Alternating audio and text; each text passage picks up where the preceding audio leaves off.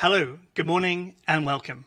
My name is Dan Evans, and as the designated federal official for NASA's Unidentified Anomalous Phenomena Independent Study Team, I'd like to call this meeting to order and introduce the panelists. In the back row, we have Nadia Drake, Paula Bontempi, Federica Bianco, David Grinspoon, Carlin Toner, Josh Sameta, and Jennifer Buss. While in the front row, we have Walter Scott, Warren Randolph, Reggie Brothers, Shelley Wright, Scott Kelly, Anna Maria Barea, Mike Gold, and David Spergel, who serves as chair of the team. I have a few opening remarks, but to begin, I'd like to start with the following. First, I'd like to pay tribute to the life of retired Air Force Master Sergeant Sam Sato, who's being laid to rest at Arlington National Cemetery today. Following his active duty service, Sam served as the Intelligence Collection Manager for the National Intelligence Manager for Aviation, where he played a critical role in UAP analysis. All of us at NASA offer our condolences to Sam's family, friends, and colleagues. Second, I'd like to take this opportunity to express my profound gratitude to our distinguished panel of experts for their unwavering commitment and dedication. It's disheartening to note that several of them have been subjected to online abuse due to their decision to participate on this panel. And NASA's security team is actively addressing this issue. We at NASA are acutely aware of the considerable public interest in UAP. However, it's critical to understand that any form of harassment towards our panelists only serves to detract from the scientific process, which requires an environment of respect and openness. Now, every member of our team is a recognized authority in their respective field, and they have our unequivocal support. NASA stands in solidarity with them, advocating for a respectful discourse that befits their expertise and the significance of their work. Thanks. Now, in recent years, the subject of unidentified aerial phenomena, nowadays termed unidentified anomalous phenomena, or UAPs, has captured the attention of the public, the scientific community, and the government alike. And it's now our collective responsibility to investigate these occurrences with the rigorous scientific scrutiny that they deserve. NASA Administrator Senator Bill Nelson believes that understanding UAPs is vital for several reasons, which is why he directed this study. First and foremost, it provides an opportunity for us to expand our understanding of the world around us. As an organization dedicated to exploring the unknown, this work is in our DNA. Secondly, this study aims to enhance situational awareness. The presence of UAPs raises concerns about the safety of our skies, and it's this nation's obligation to determine whether these phenomena pose any potential risks to airspace safety. By understanding the nature of UAPs, we can ensure that our skies remain a safe space for all. In order to achieve these goals, it is crucial that we employ a scientific lens for our UAP work. It's precisely this rigorous, evidence-based approach that allows one to separate fact from fiction. This team is comprised of experts from various disciplines, which allows them to approach this work from multiple perspectives. And we have greatly benefited from that collective expertise. Now, why do we value a scientific approach? It's because science is built on evidence. It thrives on scrutiny. It demands reproducibility, and above all, objectivity. When we approach UAPs from a scientific perspective, we do not come in with an agenda. We come in needing a roadmap. Indeed, the primary objective of this incredible team of experts is not to go back and look at grainy footage of UAPs, but rather to give us a roadmap to guide us for future analysis. And this is the very scientific method that NASA holds true to its heart. Scientific research is intended to be publicly available and transparent, and NASA prides itself on making its data and images available to the public to learn and explore on their own. By holding public meetings like this one, we aim for open and honest dialogue with the public. We recognize that public interest in UAPs is high and that the demand for answers is strong. Conversations like this one are the first step to reducing the stigma surrounding UAP reporting. Moreover, transparency is essential for fostering trust between NASA, the public, and the scientific community. In order to do things right, we must work together, pooling our resources, our knowledge, and our expertise. And by maintaining open channels of communication, we can facilitate collaboration, encourage the exchange of ideas, and ensure that our work is as robust as possible. Not only that, but our commitment to openness is in itself a reflection of NASA's commitment to scientific integrity. As an organization dedicated to the pursuit of knowledge, it is NASA's responsibility to be honest and forthright and to follow the science. And by being transparent in our work, we uphold our dedication to scientific excellence. The meeting today represents the first deliberative actions that the team has taken. And so it's important to keep in mind that they still have several months of work ahead of them. Their final report will be released this summer, and we will publish it on our website. NASA believes that the study of unidentified anomalous phenomena represents an exciting step forward in our quest to uncover the mysteries of the world around us. By embracing a scientific lens, we ensure that our work is rigorous and reliable. And by valuing transparency and openness, we can foster trust and collaboration with the public. Simply put, this is why we do what we do. Now, before I introduce Nikki, there are a few administrative matters to attend to. Firstly, the Unidentified Anomalous Phenomena Independent Study Team has been established in accordance with the Federal Advisory Committee Act, known as FACO. Its parent committee is the Earth Science Advisory Committees. As such, this group does not report to the government. It reports to the Earth Science Advisory Committee, who will debate the recommendations and formally transmit this team's report to the government. Next, our deliberative committee meetings, such as this one, are open to the public. And also, after this panel was convened, the National Defense Authorization Act, known as the NDAA, changed the A in UAP to be anomalous. Accordingly, this panel's remit was expanded to encompass not just aerial UAP. However, the majority of UAP sightings to date have been in the aerial domain. So it's fair to say that this panel's focus is on the aerial aspect of anomalous. Now, in compliance with the FACA federal statute, formal minutes have been taken throughout the meeting today, and these meetings and these minutes are for the public record, and hence all presentations and discussions and comments by the committee members should be considered to be on the record. Each member of this UAP study team has been appointed because of their specific subject matter expertise as individuals, and hence each member is subject to federal ethics laws. This category of appointment is called Special Government Employees, or SGEs, for our non-government members, and our 2 federal employees serve as regular government employees, known as RGEs. Now, to the panel.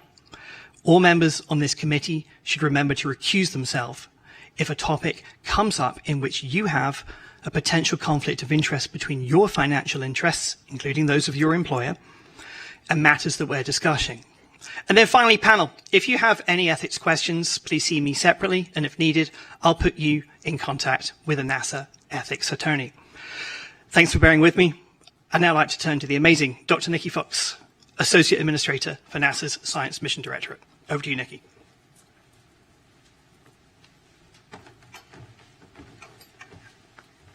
Thank you, Dan, and thank you to all the members of NASA's UAP Independent Study Team.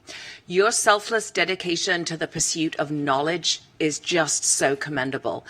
And I want to thank you, the audience, for tuning in today to watch our first deliberative meeting of NASA's Independent Study Team on evaluating and categorizing unidentified anomalous phenomena.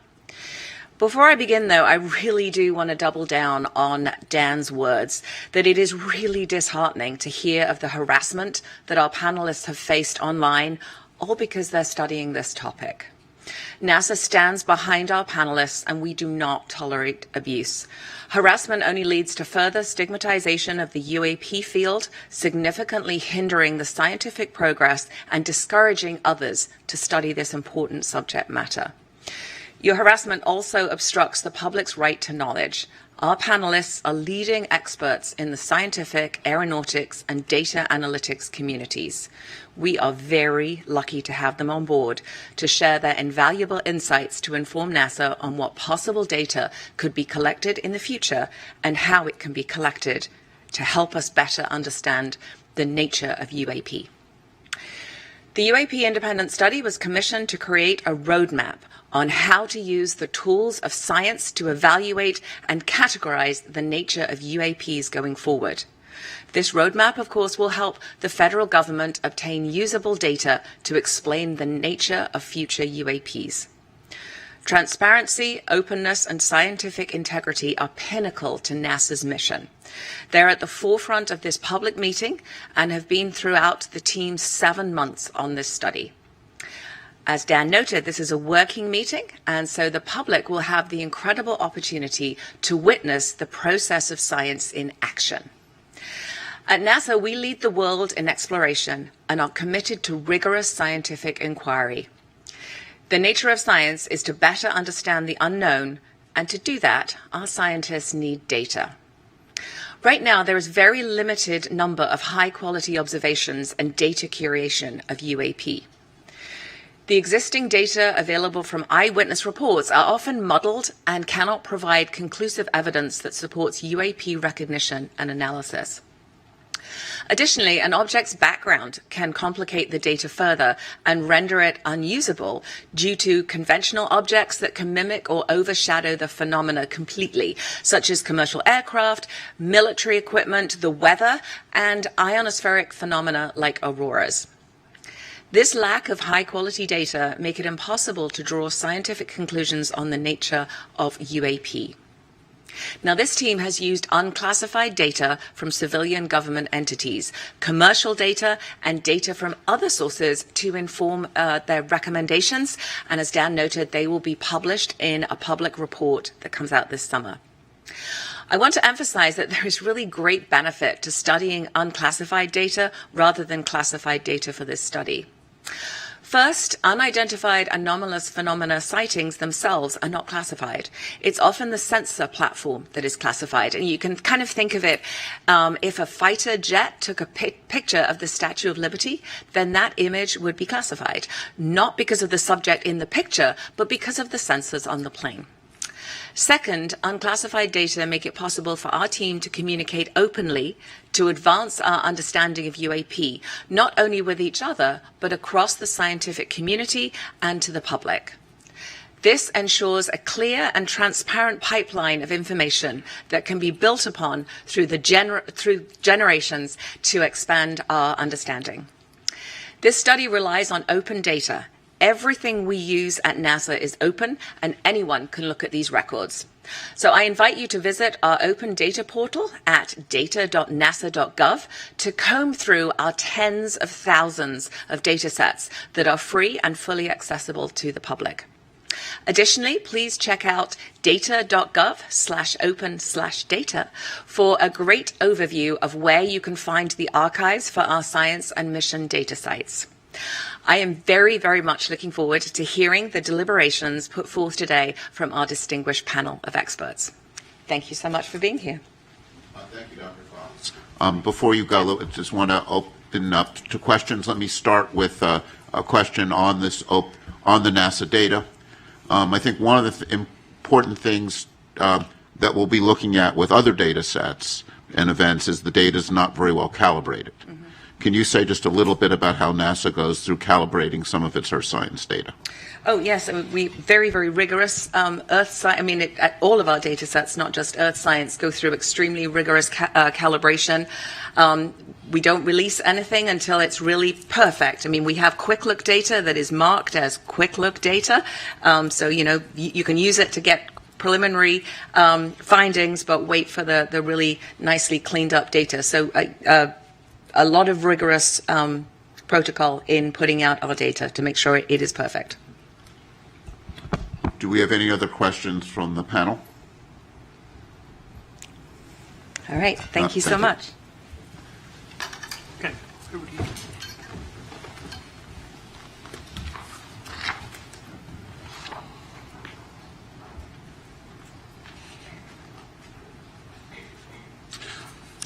Hi, I'm David Spergel. I'm the chair of the panel. And when I look at our chart, we have a lengthy chart, but the high-level summary of it is how can NASA contribute to understanding the nature of UAPs? And our role here is not to resolve the nature of these events, but rather to give NASA guidance, to provide a roadmap of how it can contribute in this area. After my opening remarks, we'll hear from Sean Kirkpatrick from the AARO, and it's the AARO that's charged with leading the whole of government UAP effort. And they've already issued some preliminary reports on some of the events. NASA's role is to use its unique capabilities and its role as a civilian agency interacting with the scientific community in an open and transparent manner. And, as Dr. Fox emphasized, the Defense and Intelligence Agency data on UAP are often classified primarily because of how the data is collected, not because what's in the data. If a camera on an F-35 took a picture of a bird, it's classified. If a spy satellite takes an image of a balloon, and we've had in the news some balloons recently, that data is classified. And that's because of a desire to not reveal our technical capabilities to other nations. NASA, on the other hand, operates in a mode where it's collecting data in the open. And the NASA data is available on websites and is well characterized. And because of NASA being the civilian agency studying air and space, it has a special role to play. And I see our charge primarily as helping identify for NASA ways it could play that role and contribute to understanding. We've gone through a preliminary data collection stage, and to summarize some of the things that we've learned, the current data collection efforts regarding UAPs are unsystematic and fragmented across various agencies, often using instruments uncalibrated for scientific data collection. And if I think about the data that people have out there, it's in many ways what we'd like to think of as citizen science, but again, it is uncalibrated data, poorly characterized, not well curated. And we face, looking through this data, a significant background, a background of many of these events are commercial aircraft, civilian and military drones, weather and research balloons, military equipment, ionospheric phenomenon. We need to characterize how, when the data is taken, when it sees events like this first. The current existing data and eyewitness reports alone are insufficient to provide conclusive evidence about the nature and origin of every UAP event. They're often uninformative due to lack of quality control and data curation. To understand UAP better, targeted data collection, thorough data curation, and robust analyses are needed. Such an approach will help to discern unexplained UAP sightings, but even then there's no guarantee that all sightings will be explained. Another challenge in this area is what we call stigma. There's a real stigma among people reporting events. And despite NASA's extensive efforts to reduce this stigma, the origin of the UAPs remain unclear, and we feel many events remain unreported. Commercial pilots, for example, are very reluctant to report anomalies, and one of our goals in having NASA play a role is to remove stigma and get high-quality data. In fact, if I were to summarize in one line what I feel we've learned, it's we need high-quality data. And this is not as a research scientist whose work has been primarily focused in cosmology, I would say the lesson of my career has been you want to address important questions, you need high-quality data with well-calibrated instruments. So let me now introduce the agenda. We're going to hear from a number of experts who will be presenting up to lunch. We'll then break at 12 for lunch, from 12 to 12:30. At 12:30, we'll resume, and we'll have presentations by members of the panel on some preliminary ideas for discussion. And that will be a period of time for some open discussion by the panel.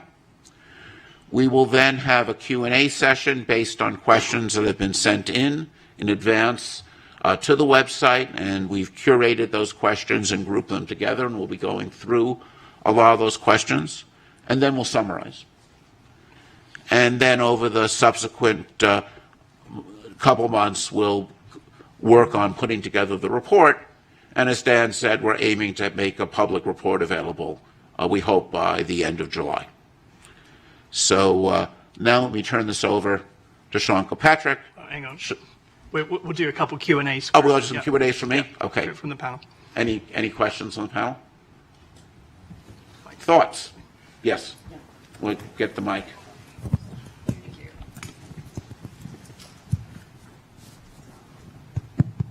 Yeah. So one of the things I think Dr. Fox said was looking at the release of data, very important for our study, when it's high quality. And you have also commented that data are not always perfect when we're doing certain studies. I wonder if you could shed some light on the difference between the application of certain data to certain scientific challenges. So, when you look at your camera is often designed to take an image in the daytime and might not be optimized for nighttime imaging. Or if you take something that astronomers are very familiar with, is we design our telescopes to work at night. And if the sun is not even if you would never take the Hubble telescope and point it at the sun. This would destroy its detectors. Not only that, if the telescope is pointing there and the sun is over there, even though you're not looking at the sun, reflections off of the optics will produce what we call ghosting. And that kind of ghosting produces some very strange images. And this, one of the many things we need to worry about when we see unusual things taken from a camera is, even if you're pointing the camera there, was the sun over there? Those kinds of anomalies degrade the quality of the data. And that's why it's very important to work with well-characterized instruments and to be, using them in ways in which you understand what's going on. So I think if you look at, data taken from the James Webb Telescope or from the Hubble or any of these things, and these are, telescopes looking out in space, you'll see some really, at first funny phenomenon. When a telescope points at a star that's bright, it saturates the detector and puts bleeding down the detector. And you'll see phenomenon like if there's a bright star off to the side of the, not even when you're looking at, you get this effects where light bounces off of dust in your telescope and produces a sort of diffuse image that has some really strange properties. So, when you see something unusual, the first thing you have to do is understand how that data was taken. And I think this is one of the challenges one faces when you have data taken by uncalibrated instruments years ago. It's very hard to know what's taken. It's very hard to draw conclusions. I think that's one of the challenges with archival data.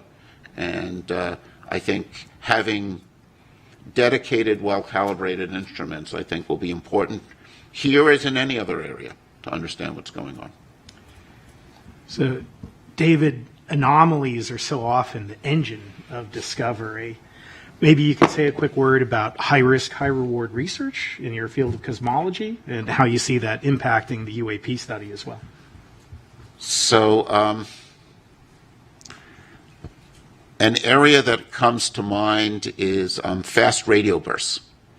And the Shaw Prize was just announced yesterday, awarded to the discovery of fast radio bursts. And these are these bursting signals that go off all over in space. And it's an interesting story because some of the bursts were real and are fascinating, and some of the bursts, there was a series of bursts observed by this observatory in Australia, and they had really strange structure, and people couldn't figure out what was going on. And then they started to notice a lot of them bunched together around lunchtime. And what had happened was the people at the observatory would heat up their lunch in the microwave. And something they would do is they would open the door of the microwave oven before the microwave stopped. This is bad for your microwave oven. It wears it out. But not only that, it produced a burst of radio signal that was picked up by these sensitive detectors. So this, I think, is an interesting lesson. Some events end up being something unusual and conventional, but some events with these FRBs turn out to be these powerful explosions which are taking place at cosmological distances. Their nature is still not fully understood. I think they're one of the really most fascinating objects we have, these bursts going out all over space. They're interesting probes because they're kind of lighting up space between here and there. And they're a subject of very active research. And if one looks at the history of these FRBs, at first they were discovered, not believed, then finally confirmed, and they were discovered by instruments that were very sensitive but not optimized for this. And now what we're doing is we're optimizing instruments and optimizing software to look for these events. And it's often these surprises that turn out to be most interesting.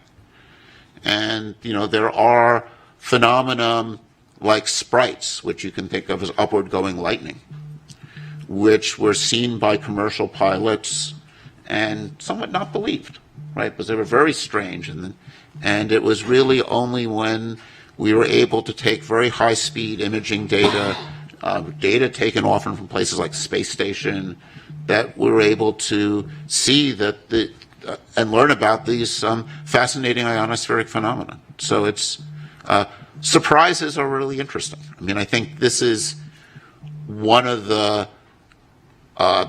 fascinating things about the UAP phenomenon. If it's something that's anomalous, that makes it interesting and worthy of study. Other questions? Great. So now let me turn over to Sean.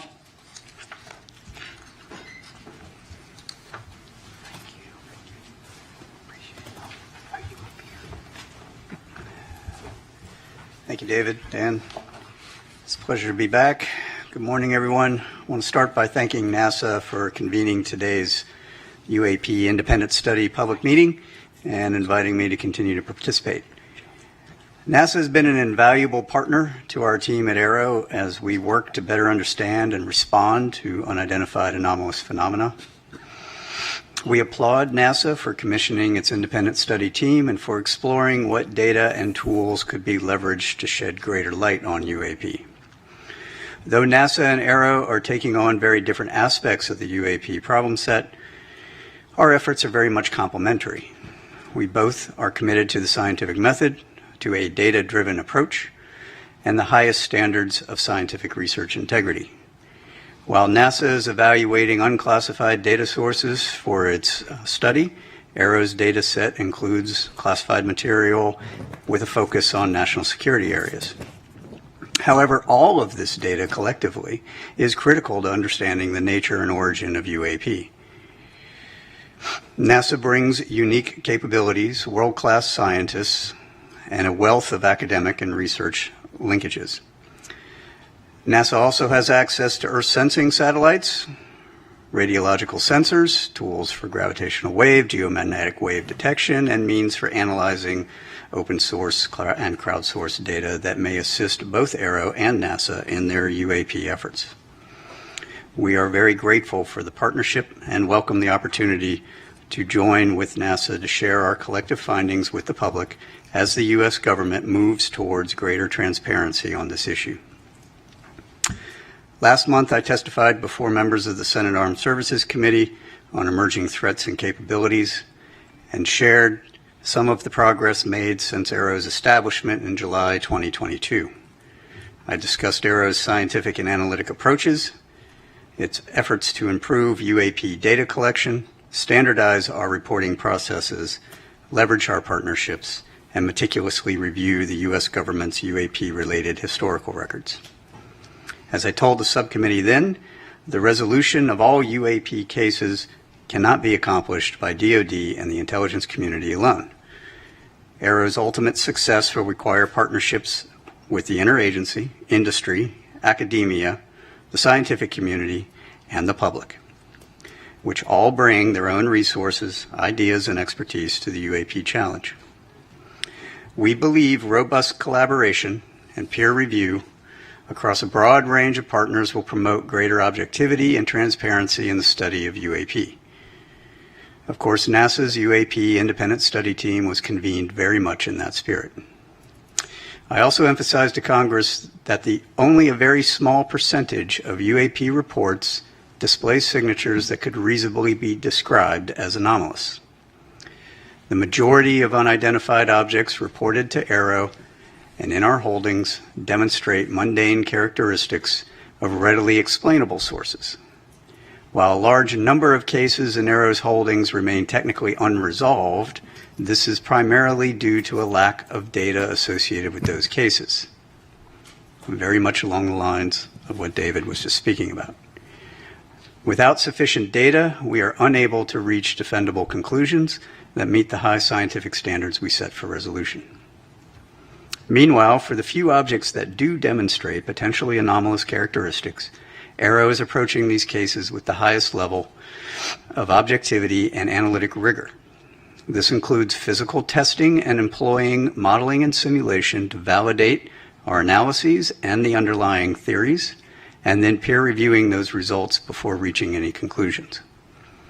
AARO has shared these cases with the appropriately cleared NASA team members in order to discuss and help recommend potential scientific areas of study that NASA may want to take lead on. I'll underscore here, as I did before Congress, that AARO's work will take time if we are committed to doing it right. AARO is committed to the highest standards of scientific research integrity, as we know our partners at NASA are as well. Thanks again to NASA for hosting this public forum for UAP discussion and information exchange. And I'd like to turn to a brief presentation that includes some recently declassified footage and trends for discussion. Next slide, please. So some of you probably saw a version of this at the open hearing last month. This is an overall review of all of the analytic trends of all the cases that we have to date. While the numbers may have changed a little bit, the overall trends remain the same. Most of what we are seeing reported by aircraft are at the altitudes where we fly aircraft. That should not be a surprise. You will note, however, that I have no space reports and I have no maritime reports. That is notable, even though we are looking across all of those domains. On the upper right, we have UAP morphologies. The vast majority of what has been reported and what we have data on, a little less than half now, are orbs, round spheres. And in the bottom right, you will see in the heat map of the areas where we get most of our reporting. This is very much a collection biased map. This is where our sensors are, our military and our IC and some of the FAA data. In the middle, it is what we call our typical UAP characteristics for the vast majority of the cases that we see. One way of looking at that is a we'll call it a target package. This is the thing we are out hunting for in most cases. Next slide, please. This is an example of one that I showed at the hearing recently. This is a spherical orb, metallic, in the Middle East, 2022, by an MQ-9. I will come back to the sensor question that David raised here in a moment. This is a typical example of the thing that we see most of. We see these all over the world, and we see these in making very interesting apparent maneuvers. This one in particular, however, I would point out, demonstrated no enigmatic technical capabilities and was no threat to airborne safety. While we are still looking at it, I don't have any more data other than that. And so being able to come to some conclusion is going to take time until we can get better resolved data on similar objects that we can then do a larger analysis on. Next slide, please. I'm going to let this play through. This is a newly released video. You'll notice there are two dots moving back and forth. There is a plane at the bottom that's moving across the screen, and now there are three dots moving back and forth. The moving back and forth is from the sensor and the platform that's collecting it. This is a P3 on a training mission in the Western United States. They picked these up and they tried to intercept and was unable to intercept them. Apart from that motion, and you'll see a little bit of defocusing from the sensor itself, there is no other oddity about this, except for the fact that they couldn't catch them. The reason they couldn't catch them is because after further analysis, it was shown that those objects were actually much farther away from the P3 than they thought. And in fact, when we went even deeper, looked at air traffic control data, we were able to match those to aircraft on a major flight corridor heading into a major airport for landing. This is the kind of thing that can spoof and or provide misperception of both very highly trained pilots as well as sensors, right? And this was reported as an odd grouping of 3 UAP. All right. That is not to say that the pilots didn't know what they were looking at, or they knew what they were looking at, but they weren't really sure. But it also is meant to say that when they're not sure, they're reporting it now. And that's what they're supposed to be doing. And then we have to go look at it. Next slide, please. That brings us to really what is AARO doing in the science and technical realm. So this is one of those areas that I'm going to expound a little bit more on than we did in the last hearings. AARO has a robust scientific plan that we are required to then provide to Congress here pretty soon. One of the first things that we're doing is looking across all the existing sensor data against that typical UAP target that I gave you up at the very first slide. That goes beyond DoD and IC sensors. That's commercial, that's civil, that's and with partnership with NASA sensors and NOAA sensors. Understanding if any of these Earth sensing satellites, any of these airborne platforms, any of these ground radars, whether it's FAA or other, can actually see these things, given what we've got so far, is going to be an important first step to understanding which sensors are going to be relevant.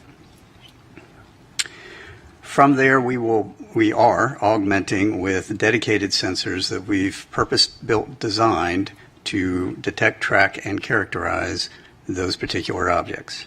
We will be then putting those out in very select areas for surveillance purposes. Partnerships with academia, exploring the signatures to match to our data. So understanding if a thing is moving and if it is doing certain anomalous activities, what are the signatures we would expect to see?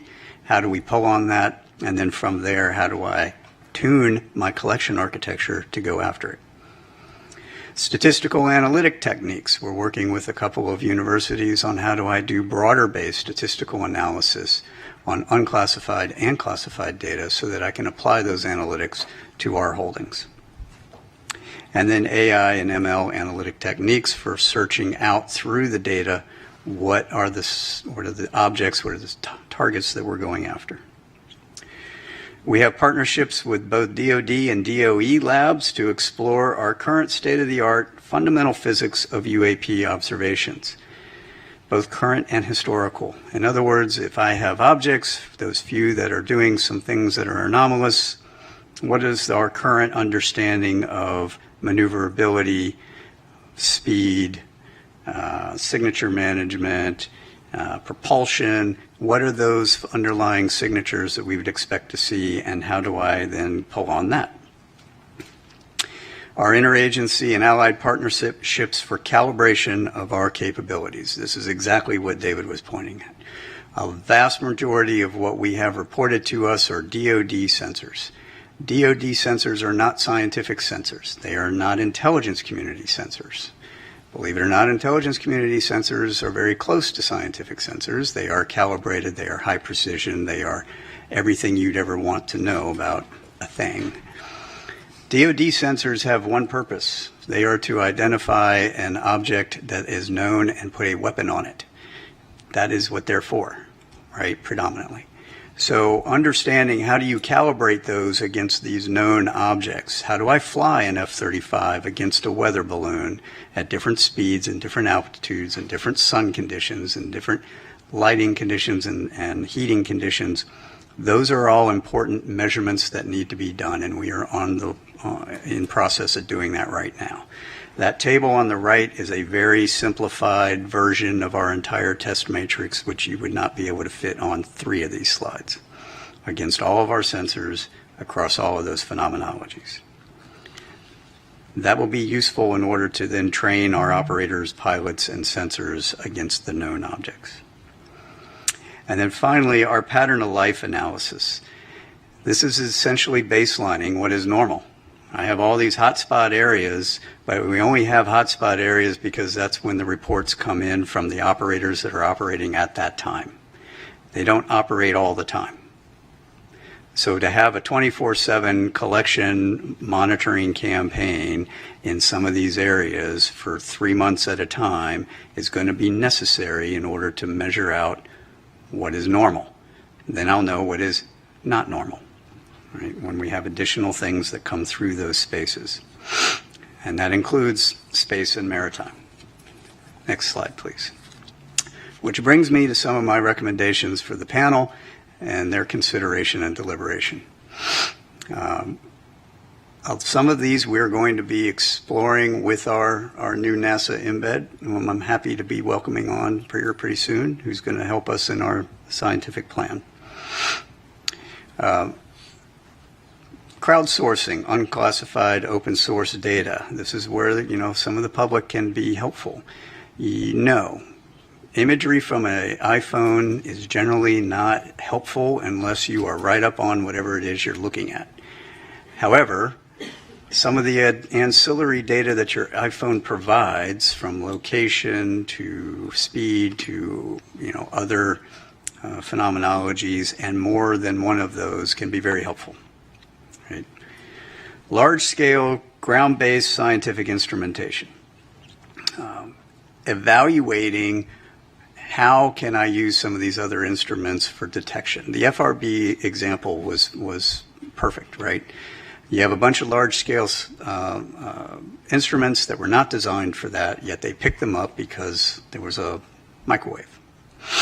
Well, we have a surrogate target package of what we think these things are, at least from what we've got reported to us. That was in the front slide.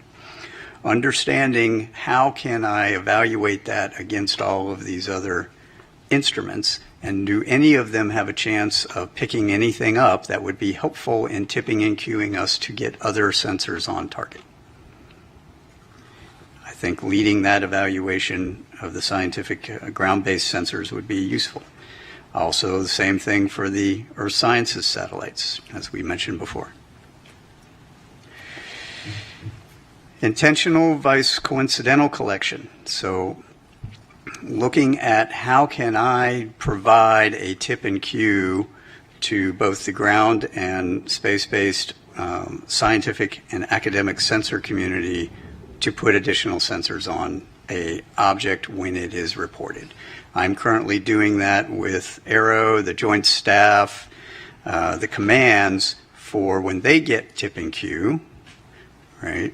So a pilot says something, they see something, they report it in, and we're going to turn on a whole bunch of new collection to go after it. I should be able to hand that same tip and cue to the scientific and academic community. So looking at how that works would be helpful. Peer reviewing advanced capabilities, the parameterization and the publication of that have not yet been engineered. We understand a lot of fundamental physics. It is the scientific community's responsibility to explore and document those fundamentals in peer-reviewed scientific journals to match to data so that we can weed out all kinds of different hypotheses, right?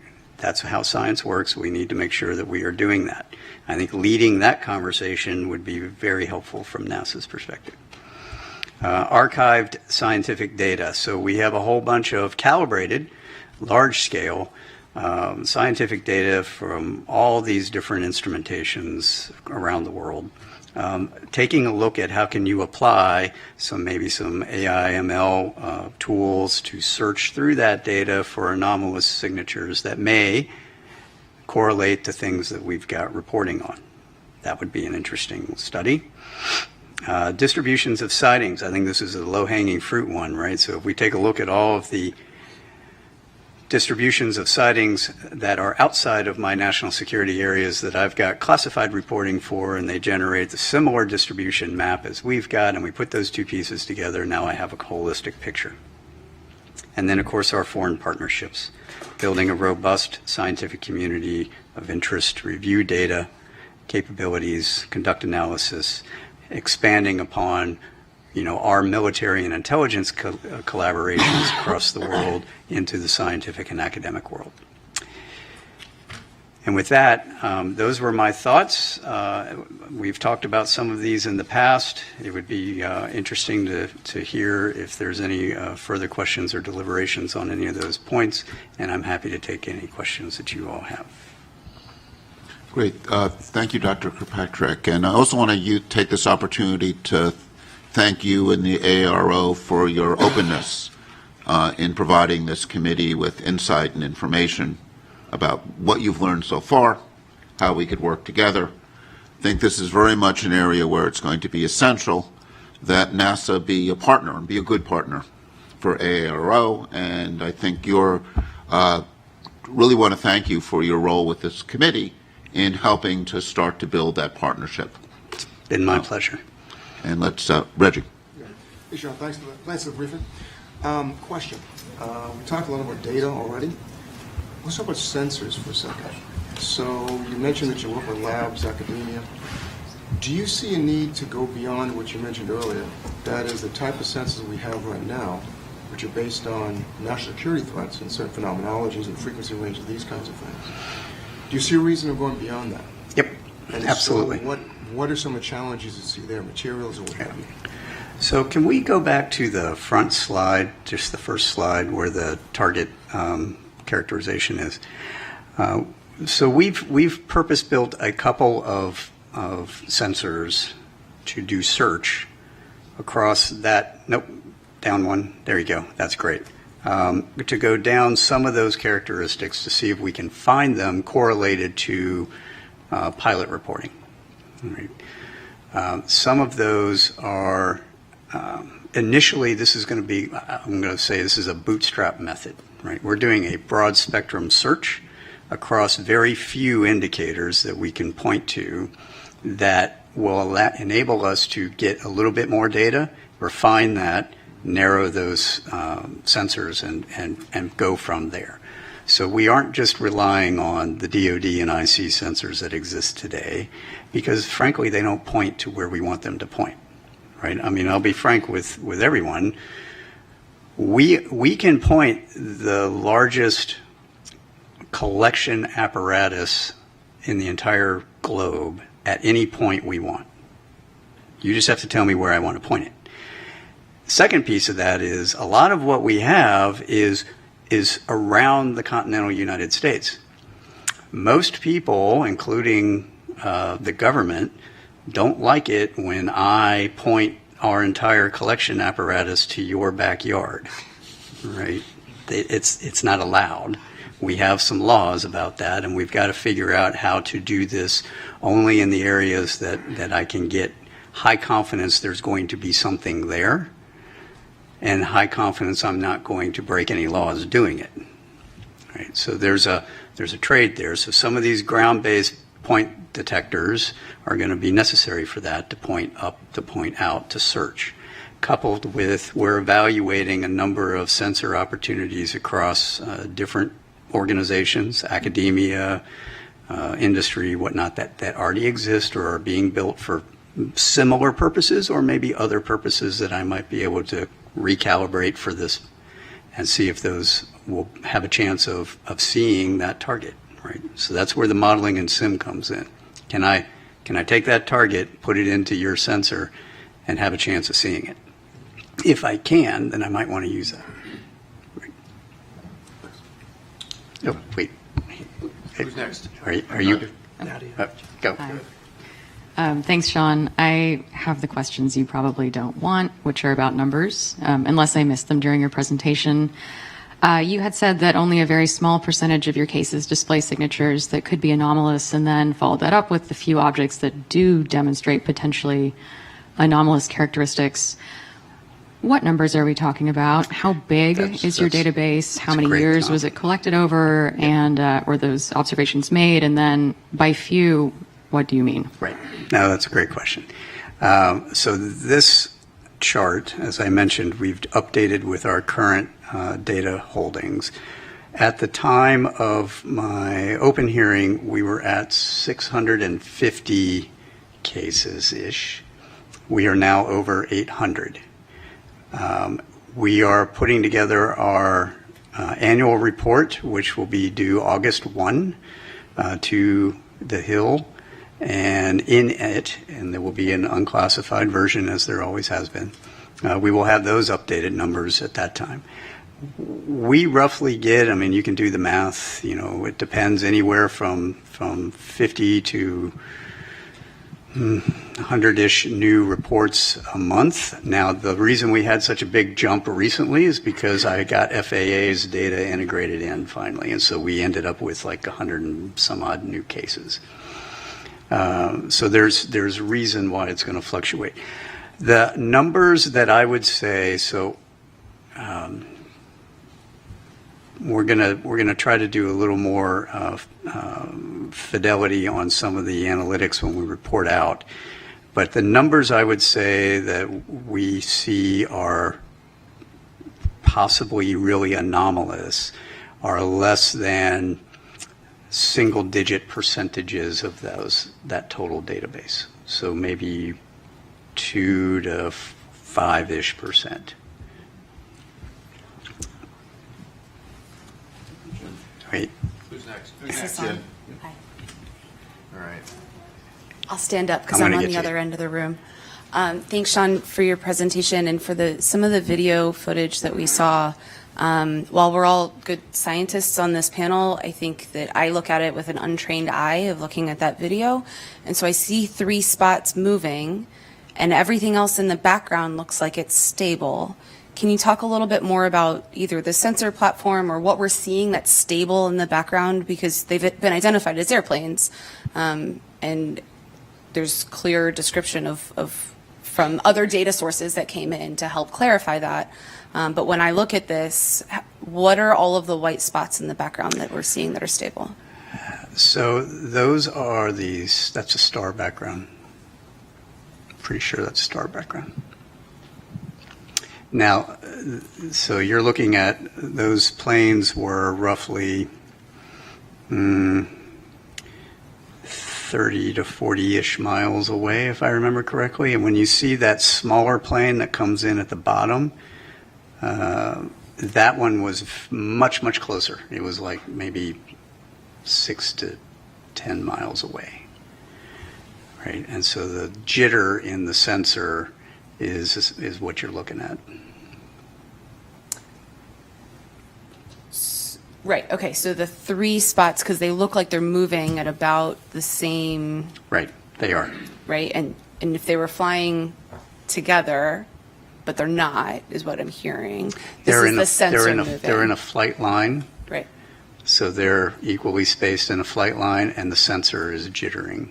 thank you, Yes, appreciate that. yes. Wait, Next. Walter's been waiting. Patiently waiting. Okay, if you go to your first slide, if you don't mind, not the title slide, but the one trends that had slide, the trends, please. yeah. It's the previous slide. There you There you go. go. Thank you. So I want to make sure I understand the slide. It says typically reported characteristics, and there are a bunch of things here, like, for example, size, altitude, speed.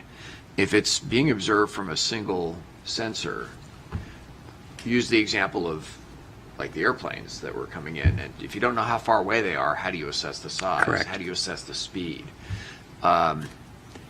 This is what people would report, but it isn't necessarily, What for is example, real. the size of the object or the speed or any of the rest of it. Do I understand that correctly? Partially. Okay. So this is not all single sensor observations. Some of these are very much multi-sensor observations. Okay. And this is parameterized to cover the range of things for any given parameter, the range of what's possible and what has been observed.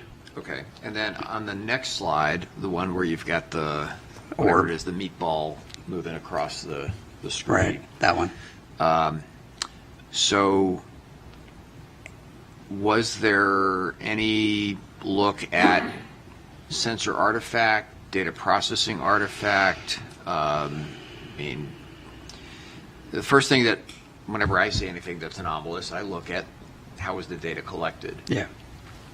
So yes, these are so this is an EO sensor on an MQ-9, and we understand that very, very well. And so that is a real object, absolutely. Anna Marie. You mentioned that in the partnership with academia, you also use AI ML techniques for existing data sets, possibly some of them open source. Can you explain a little bit more what kind of AI ML techniques you're using? Are these about anomaly detection? Are you using anything related to natural language processing? Are you using anything related to computer vision? Right. So we're looking at a number of different capabilities that span, I think, a lot of what you've just said. So we've got, we haven't applied it yet. We are researching how we're going to apply it. So natural language processing for the reports from pilots, absolutely. All right. Target recognition. So I can train a model to look for that thing and go back through all of our holdings and go, give me how many of these you have, right? And then try to figure out what those are. Right? So I have not put anything out there yet, or have not looked at anything yet for active targeting in real time, because I don't know exactly what I would train it to go look for. I just know what we have. So I want to get more confidence on what we have before I go and do that, except for balloons, right? We're trying to get rid of balloons as quickly as possible.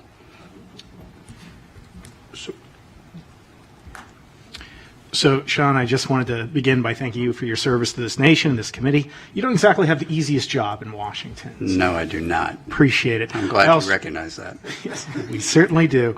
I also want to commend you noting the international partnerships. Spain just signed the Artemis Accords yesterday, increasing the membership to 25.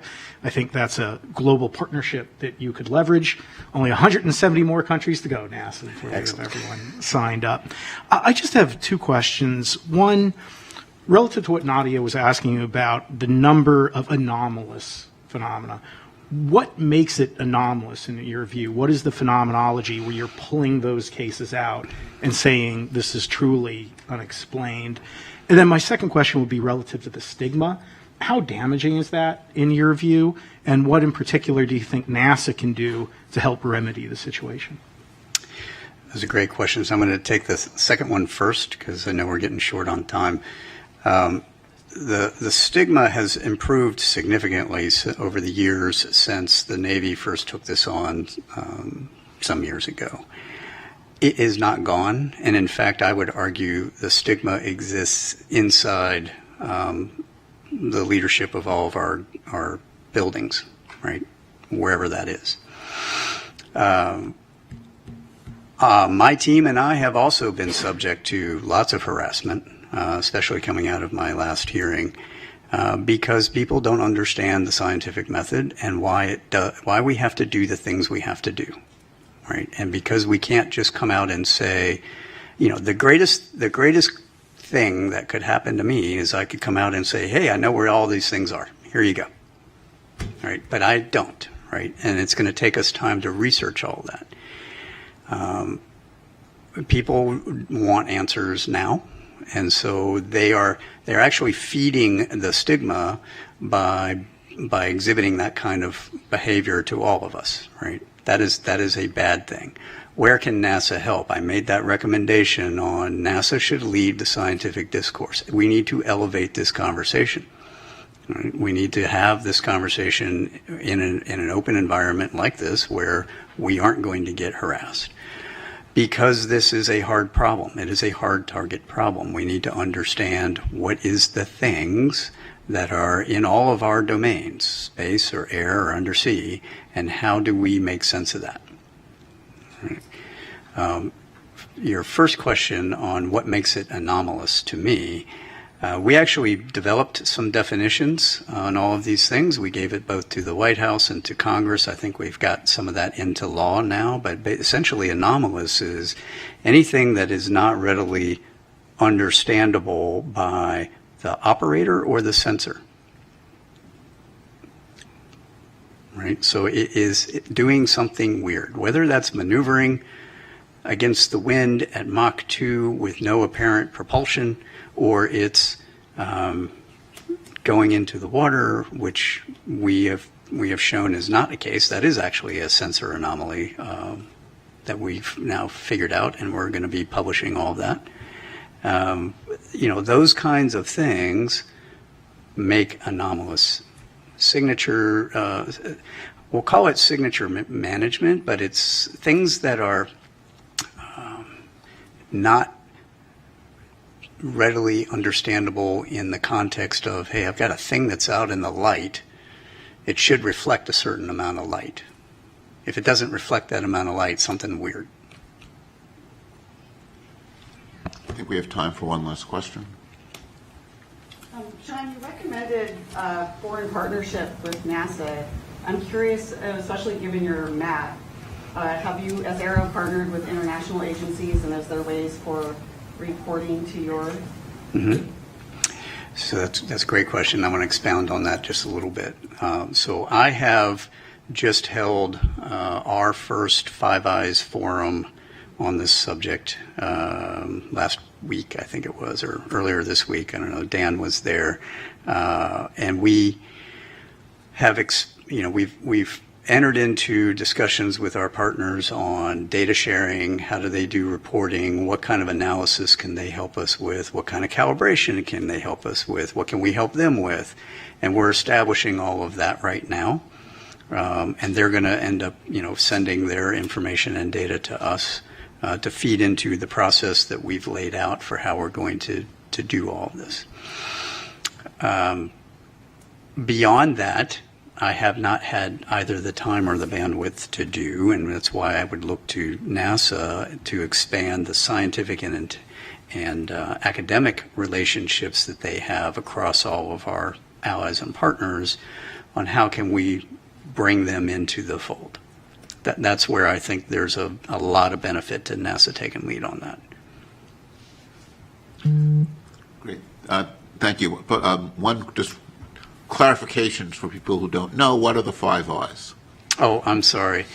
For those of you that aren't familiar with the Five Eyes, those are that's the UK, Canada, Australia, New Zealand, and the United States. So those are the 5 partners. Terrific. So thank you very much. Thank you.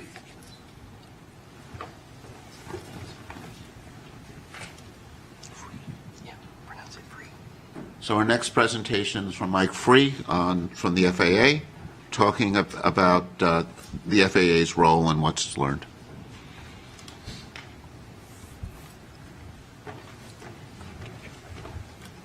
Would like to thank the panel for the opportunity to come and give an overview of the FAA and some data points around the FAA's mission, the data the FAA provides to provide the framing of what are the surveillance systems that we can bring to bear, or there's data around those sensors, as well as to frame the limitations of those. I know Sean talked about some of the data points that are used and being integrated, so hopefully this will give you an overview of the FAA's mission as well as those data points.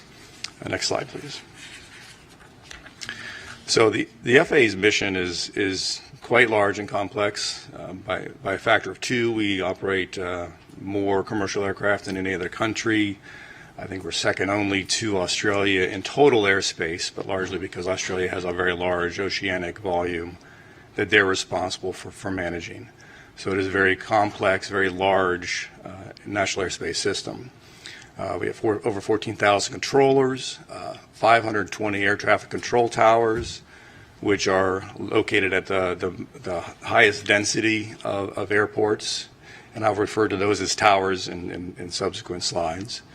We have 147 what we call terminal radar approach controls, or TRACONs, and those are manned control facilities at the high and medium density airports around the nation, as well as 21 air route traffic control centers, which manage the control of air traffic in the en route environment.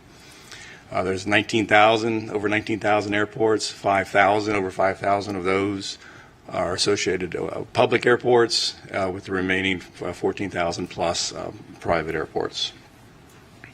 Next slide, please.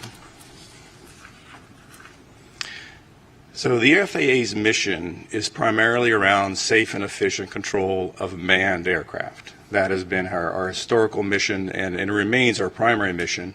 Certainly as we talk about new entrants with UASs and advanced air mobility and some of those things, there will be an evolution of the FAA's mission to include safe operation of the NAS with those new entrants. But the architecture and design of the NAS is geared around safe and efficient control of aircraft and manned aircraft. Certainly the commercial aspect, the commercial flights are a primary focus of the agency. We certainly support general aviation and flights as well. But again, our mission is around manned aircraft and safe and efficient operation of those. By the numbers, over 16 million flights yearly, 5,400 flights at the peak time of any given day, 45,000 daily flights, 25 million GA flight hours per year. Very large, very complex operation that we're responsible for managing. We certainly provide a significant contribution to that service to the nation in the form of product toward a GDP. Next slide. So as we get into the discussion of surveillance services, I want to provide a little bit of framework around the categorization of our surveillance services, and we primarily break those into two bodies. The cooperative surveillance, which is defined by a sensor that's avionics or equipment on board the aircraft that works in conjunction with ground-based sensors. The non-cooperative surveillance is independent. This is basically the classic radar. RF energy is transmitted out, reflects off the target, and we receive that signal, and from that return we can determine where that aircraft is. Typically these cooperative and non-cooperative sensors are co-located together, the cooperative mounted on top of the non-cooperative radar. So from a data perspective, I think in this panel, in the study, I think that the cooperative sensors, those are neither unknown or anomalous. So for the purposes of this briefing or the rest of this briefing, I'm going to focus on the non-cooperative aspect. Next slide, please. So again, from the standpoint of the mission of the FAA, around it again is primarily around manned aircraft, and I think that serves as an important framework for the data points and the type of data that we can bring to bear for this panel. So we break our systems and the design of the systems into different types of systems. So we have short-range radars, which are typically located at the high and medium density airports. And those operate from a range, they have a detection range of between 40 and 60 miles and an altitude detection capability of about 24,000 feet. The long-range radar systems have a detection range of 2 to 250 nautical miles with altitude detection up to 100,000 feet. So that provides the basic the framework for those. I will mention the Automatic Dependent Surveillance Broadcast, or ADS-B, only from a context that does serve as a primary data source and a preferred data source for the management of the airspace system, but it is a cooperative system, and for the purposes of the next slides as I get into the discussion of the coverage and the type of detection for those non-cooperative targets, it is not considered as part of those. And also surface surveillance is also something that we provide, but again, for the purpose of the study, I only include those for just a completeness perspective.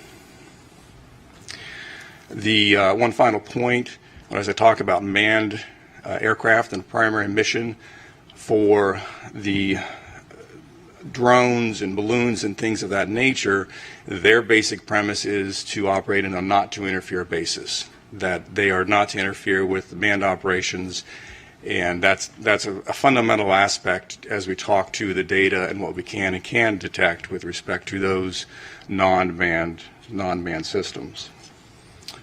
Next slide, please. Realizing this is an eye chart, I would wanted to provide just a graphical or pictorial depiction of where our sensors are located. The green, blue, and pink balloons, if you will, represent our short-range radars. Those are located at airports. Those are where those are sited. The two reddish balloons, they have letters in them, a 4 and a C. Those represent our long-range radars, the ARSR-4s and CARSR systems that are used in the context of both from an air traffic control perspective as well as for a national defense and homeland security mission. And the perimeter, the ARSR-4s are located around the perimeter of the country, equally spaced, and the CARSR systems are located on the interior of the U.S. I will point out that this only depicts the CONUS. There are systems, ATC, both short-range and long-range systems, Hawaii, Alaska, and Caribbean. Those are not depicted here. I didn't think they were necessary for the purpose of understanding the surveillance. And I will also point out that both for this slide and the subsequent coverage slide, I do not talk to any classified DoD or DHA systems that are in operation. Okay. Next slide, please.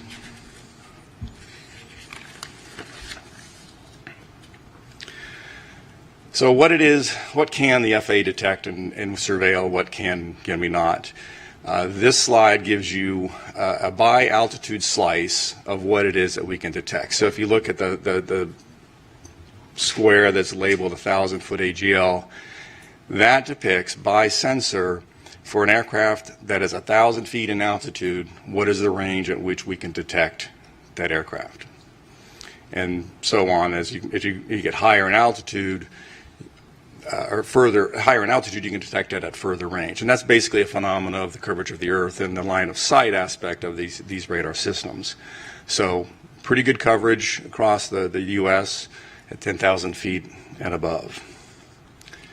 This is a mathematical model based of a pure line of sight as well as some geographical screening. As you can see in the western part of the U.S., there is screening due to the mountains and those sensors. Need to take a little bit of time and talk about the nature of the targets. These line of sight models represent an input of a target that is 1 square meter. So think of a sphere of 1 meter in diameter. That's the assumption that goes into these models. So if you think about that in the context of other forms or aircraft, A fourth generation F-15 or F-18 is in the proximity of about 1 square meter, perhaps a little bit larger. A large airliner is perhaps 100 square meters. A small UAS is perhaps a 0.01 square meter. So the range of these detections, or the size and the ability to detect these targets from an F-15, large airliner, 100 times larger in size, a drone 100 times smaller in size. So the detection and the surveillance capability really largely depends in part to the target that we're talking about and the ability to surveil that target. All right, next slide. So I do include this ADS-B coverage slide just to give a context of, from a cooperative perspective, there is very good coverage across the U.S. to 1,500 feet above ground level. So this provides a context of when we look at the data and start getting a discussion of what it is we can detect. This will certainly be, for those cooperative aircraft that have ADS-B, we could certainly detect those to a pretty low altitude across the U.S. All right, a couple of data points. I think I know Sean certainly talked about some of the data points, and I can provide a little bit of insight from an FAA perspective. Drones are a pretty significant challenge. There's 880,000 registered drones in the U.S. Small drones, I should say, Part 107 drones. Many tens of thousands of those are operated on a daily basis by commercial operators. It's not clear how many private drone operators are taking their drone up for a quick flight.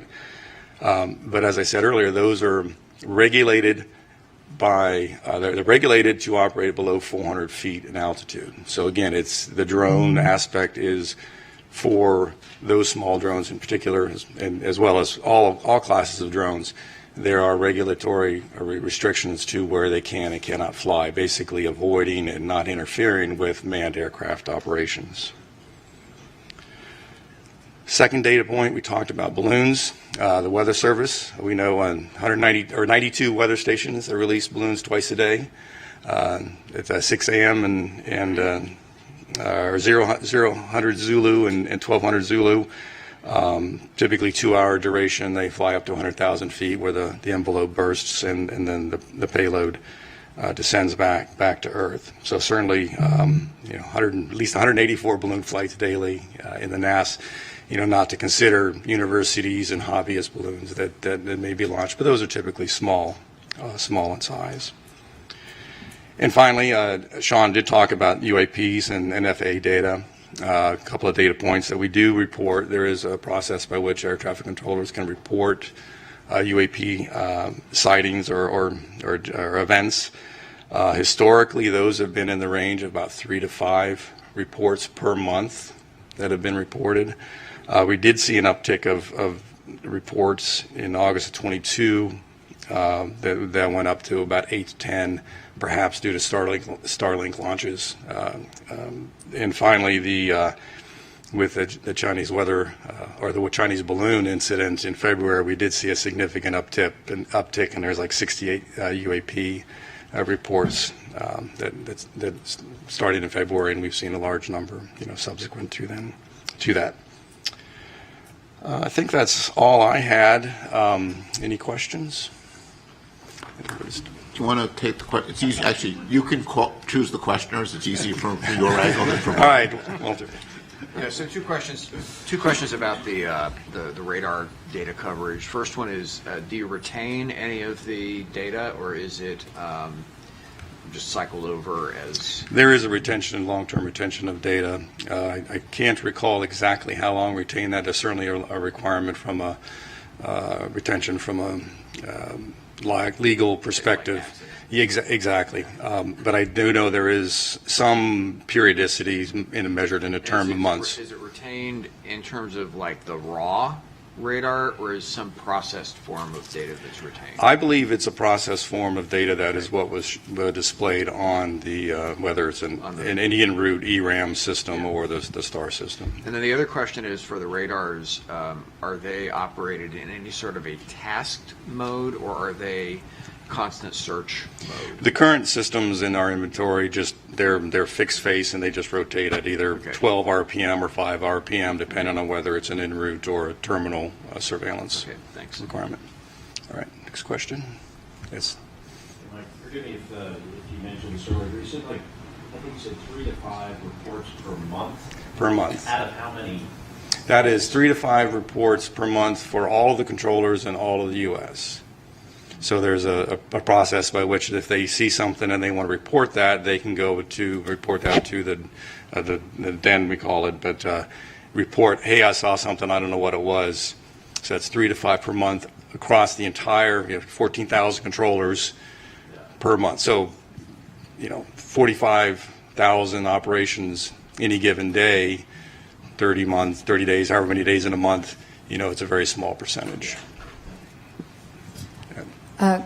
Can you describe actually about this? How do you encourage to report? Do you feel like the stigma on UAPs is impairing the reporting? Do you feel the reporting is biased? I'm not aware of I'll answer it this way. The process by which UAP is reported is part of the air traffic controller order. So basically, the air traffic controllers are allowed. It says, if you see something, here's a process by which the procedure by which you would report it.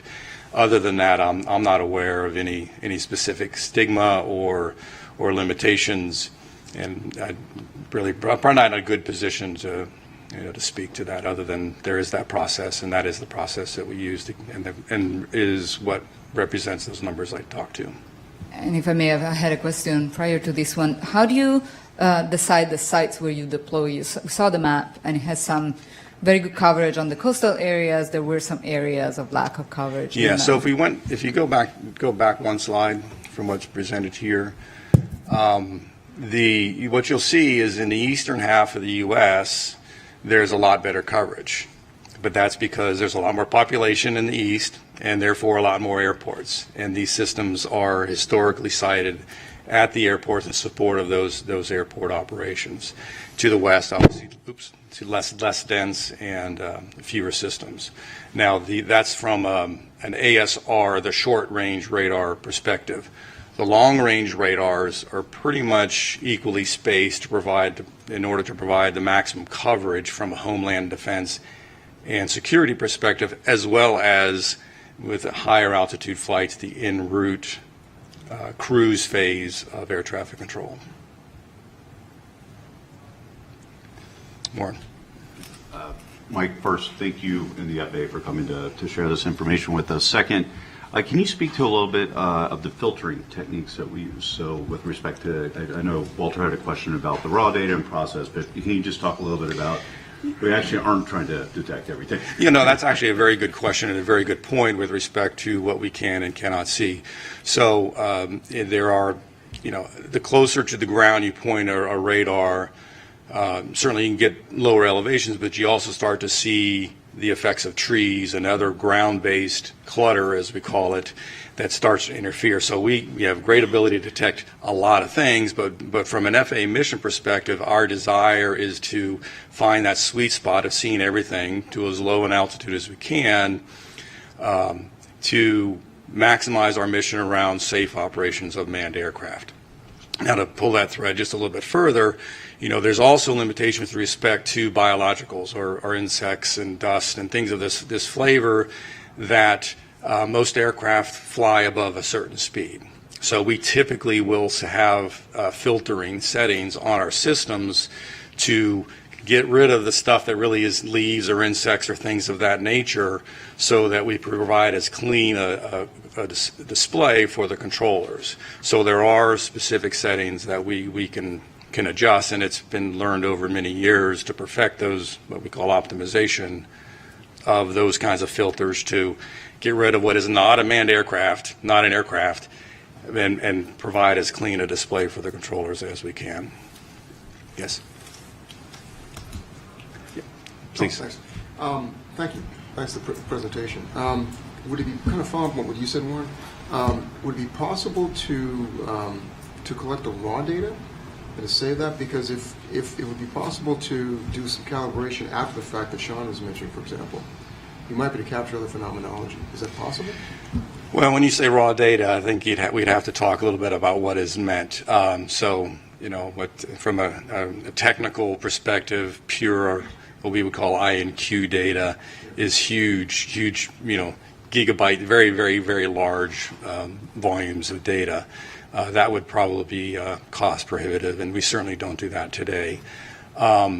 There are, again, we do record data, but it is effectively the data that has been through some form of these processings and these filterings. We do that today, but it certainly, with enough time and money, we could certainly collect that data, and I think it would be we'd have to look at the challenge of how we would go about modifying the systems or introducing new ways to collect that raw data as you described. Certainly, it's feasible, it's possible, but it's not without technical challenge. One more question on the Yes. 184 balloon flights daily.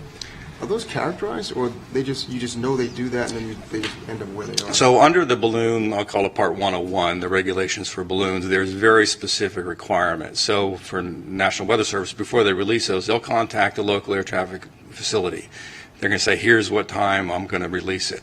And when they release it, they have tracking, and they provide that tracking to the air traffic control facility throughout the flight of that particular balloon. There are commercial balloons that are also launched, but those for the most part, as I understand it, they actually transmit their GPS position in support of where they're flying, so as to ensure they're not interfering with air traffic, and to ensure the air traffic controllers are aware of where those balloons are operating.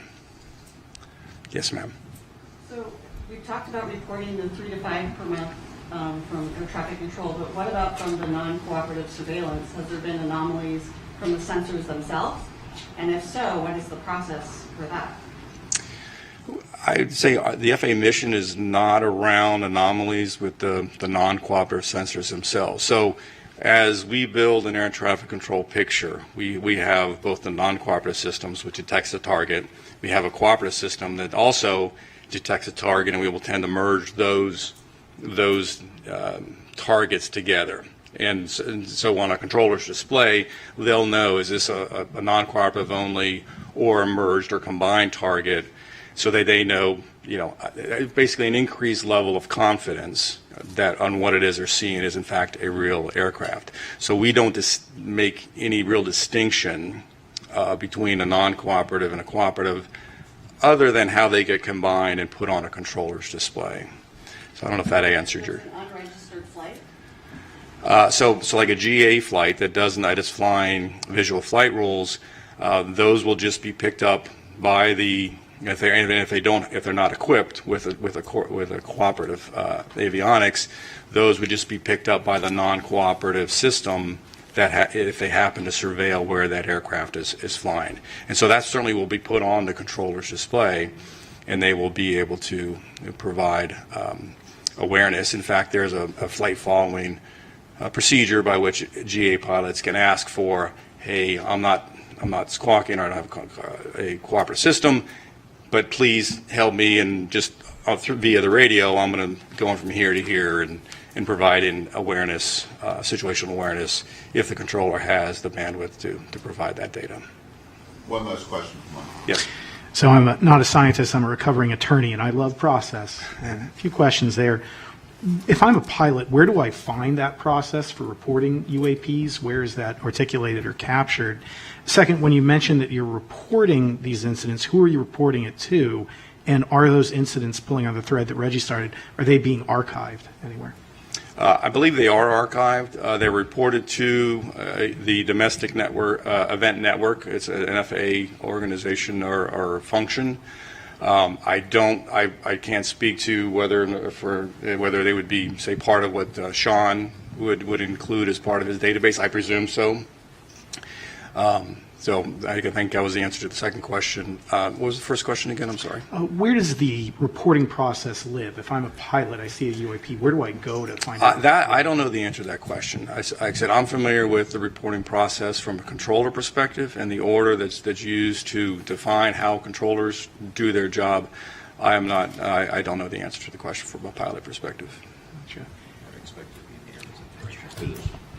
Great. So thank you, Mike, for your presentation and for all the help the FAA has given us as we've been learning more about the very impressive system that the FAA maintains. Thank you. I know. Thank you for having me. You know, for me, one of the many takeaways from this is feeling, just a little bit safer every time I fly, and thankful for you and your colleagues for what they do to make that possible. Thank you. And we're now going to take a quick lunch break. We'll be back at 12:30, and see you all soon. So the next part of our session is going to consist of a series of short presentations by members of the panel on their thoughts on different aspects of our charge. And the format is we're going to have them come up to the podium and speak. And I'm going to ask each of the speakers then to take questions. It's actually the angle with this setup is you can see the people better from the podium than I can, where it's hard to see people behind you. I'm going to try to manage the time. So as those questions come to an end, I'll cut you off and bring up the next speaker. And we'll move through the 6 topics, and then we'll have some time at the end for some general discussion. The first speaker will be Dr. Nadia Drake, talking about framing the issue of UAP.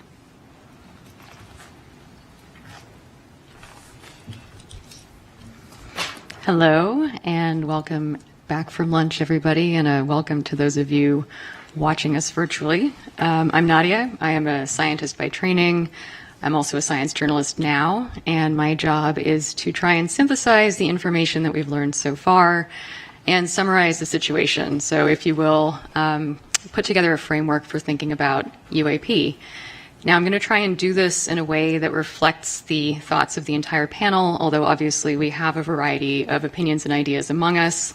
So I'd like to leave some time at the end for you to weigh in with disagreements or concurrences as needed. So first, a housekeeping matter. The definition of UAP changed during the 7 months of our fact-finding process. UAP initially stood for unidentified aerial phenomena, with aerial referring to events occurring in Earth's atmosphere. That A is now defined as anomalous, which includes the space, air, and undersea domains. As a panel, I think we have decided to continue focusing our recommendations on the aerial domain, because that is where the majority of sightings and events have occurred, and also because we couldn't fully pivot to address the expanded scope of the new acronym.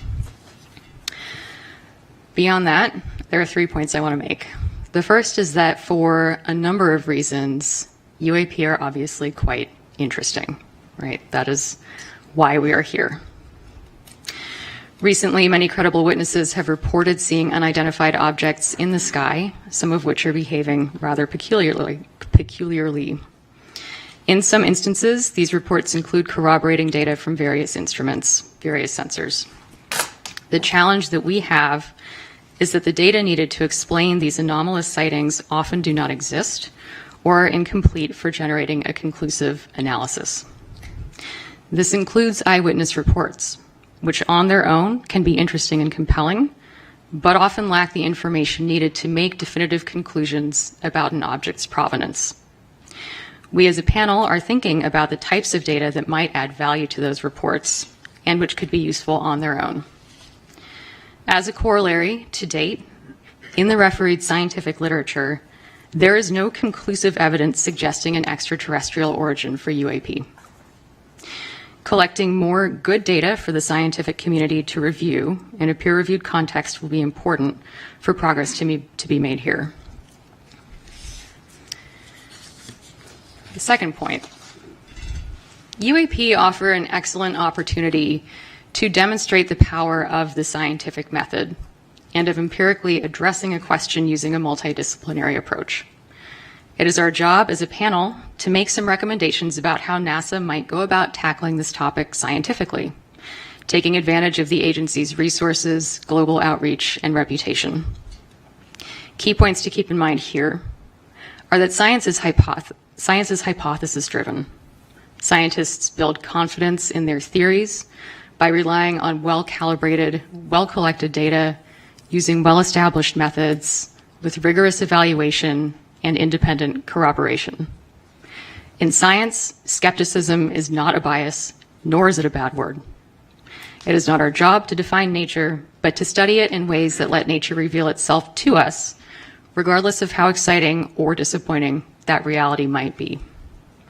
And to that end, when we're thinking about making recommendations about how NASA can tackle this topic scientifically, I think it's important to remember that it's not NASA's job to replicate the efforts of the Department of Defense, but rather to consider approaches that are complementary to what the All-Domain Anomaly Resolution Office is doing. And so one of the questions that we as a panel, I think, need to center is, what can we recommend that NASA can do that the DoD cannot? Third point, to that end, what are we even looking for? How are we defining this problem? And how do the available data define what seems to be, to borrow a cliche, a very slender needle in a very big haystack? We heard a little bit about that today from Dr. Kirkpatrick, who reported that there have been 800 events collected over about 27 years.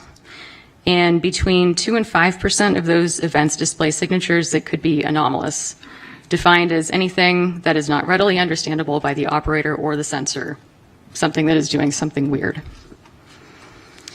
Mr. Free and some of the experts on our panel have defined the background on which those events exist, the amount of stuff in the sky at any given time, like so.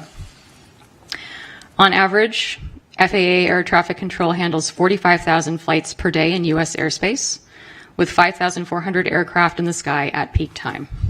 Worldwide, on average, there are about 1,600 weather balloon launches per day. In the U.S., there are at least 184 of those balloons launched, and that doesn't include private companies or research flights. There are about 1.69 million recreational or model small uncrewed aircraft systems, and an additional 880,000 drones are registered for commercial use.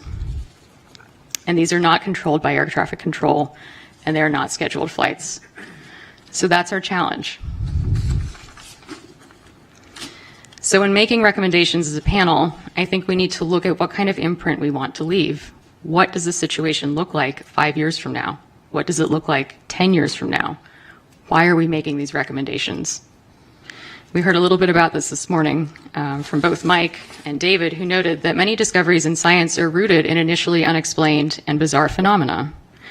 So by carefully scrutinizing the sky, or however we end up defining our search space, and by collaborating across disciplines, we are likely to learn new things about our planet. That's a fact. And that's the commensal science case we might want to consider when making recommendations here. All right. Does anyone have thoughts? Questions, thoughts, comments? Carlin. I guess I want to challenge a little bit. We changed the A from aerial to anomalous as legislation required, but I'm not sure we've precluded anything beyond the aerial for this panel, and so I've just raised that as a question for us, even though mostly what we've seen, and I think NASA's mission space would be more the aerial. I agree with you, and I think that is a parameter that we need to define as a panel. Yeah, I'll just quickly jump in and echo some remarks I made this morning that, yes, the A changed from aerial to anomalous, but it's also accurate to say that the preponderance of events are in the aerial domain. That being said, your panel scope has expanded outwards, and I think we'll hear a little bit from David later on that very subject. I mean, I think anomalous, people often think about it as going down, and including ocean. But I think what's very relevant for NASA is going out, right? And, looking at things in our solar system. And I think in some sense, I think there's certain responsibilities in, when we look at airspace, there's FAA responsibilities, there's DoD responsibilities. As you get further and further away from the Earth, eventually it's all NASA. Once you get out, towards the, certainly much of the solar system and out to our galaxy. That's all NASA. And when we start, thinking about things like, and this will be, David will get to this, observations beyond the Earth's atmosphere. I think this change in language lets us also think about outward, further out in the solar system as well. Good, yeah. Other thoughts? Great. Did I summarize everything totally accurately? Awesome. Excellent. Okay. Thanks, everyone. Paula.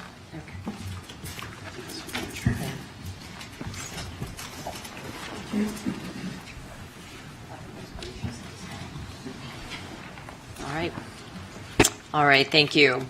So I thought that was the perfect intro and segue by Dr. Drake for addressing why NASA.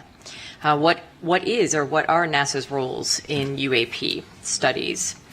So NASA primarily is a science-driven agency. It's committed to exploring and understanding air and space. And this includes, as we were just discussing, the unknown, right? Whether that's the farthest reaches of the universe or right here on our home planet. In that light, NASA has over 60 years of experience measuring phenomena in air and space, in air that might be aeronautics, astronomy, as well as measuring other Earth phenomena, and this may include aquatic or atmospheric phenomena as well. And they do this using the unique vantage point of space. NASA's mission, data, and technical expertise in science and engineering may also help investigate and understand any of the reported phenomena. It makes sense to explore what new observations or measurements or studies might contribute to the understanding of reported phenomena. In that light, Dr. Fox made this point this morning, there's a tremendous archive of NASA data. These are from satellites and other space-based and ground networks, as well as other assets, and these are freely and openly available to the public. NASA research, as was mentioned, also supports a wide range of methods.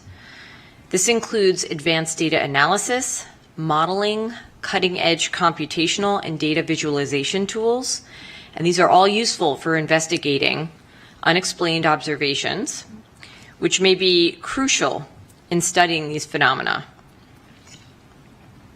Discoveries and results are all publicly available.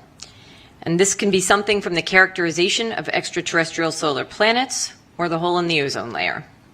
And these are communicated publicly through many outlets through the agency. NASA also has a long-standing public trust.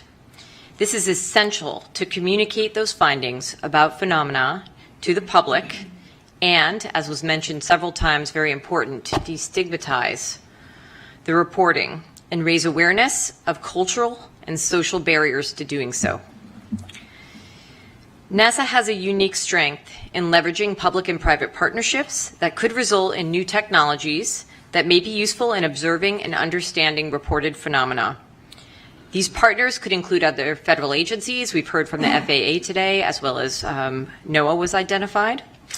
And they may collect data that could help to understand reported phenomena.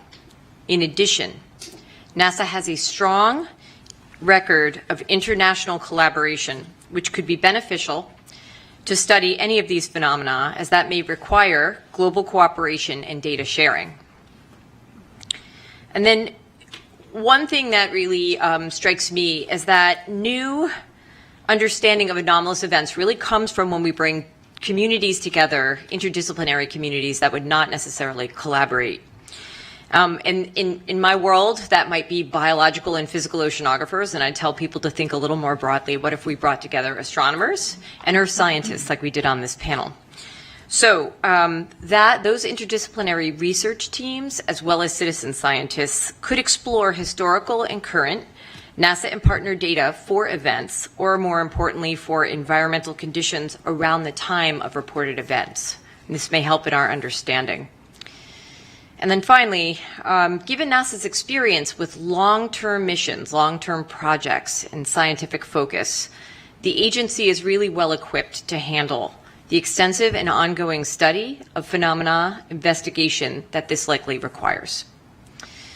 So hopefully that gave you some thoughts as to why NASA. I don't know if any of my fellow panelists agree or disagree. Discuss. Yes. Paula, thank you. So NASA has a great visibility in the community, and UAPs are obviously of great interest to a very diverse range of people. So can you speak a bit about the opportunity that this provides for NASA to expand, the knowledge of the understanding of the scientific method? Yes. So it's a great question. There are multiple opportunities I think UAP present. The first, as I mentioned, I think is to bring together interdisciplinary research teams and scientists and citizen scientists to really take a look at, with an objective and perhaps unique eye, what the NASA data archive actually means. Blend in the partnerships, a renewed partnership that's at the federal, the international, and the private level, right? So I think there are any number of pathways that people could pursue that could be really advantageous for helping us to understand what's happening with any reported UAP. The questions? Thank you, Paula. This is Jelly Wright. Actually, my question and comment actually goes to both you and Nadia.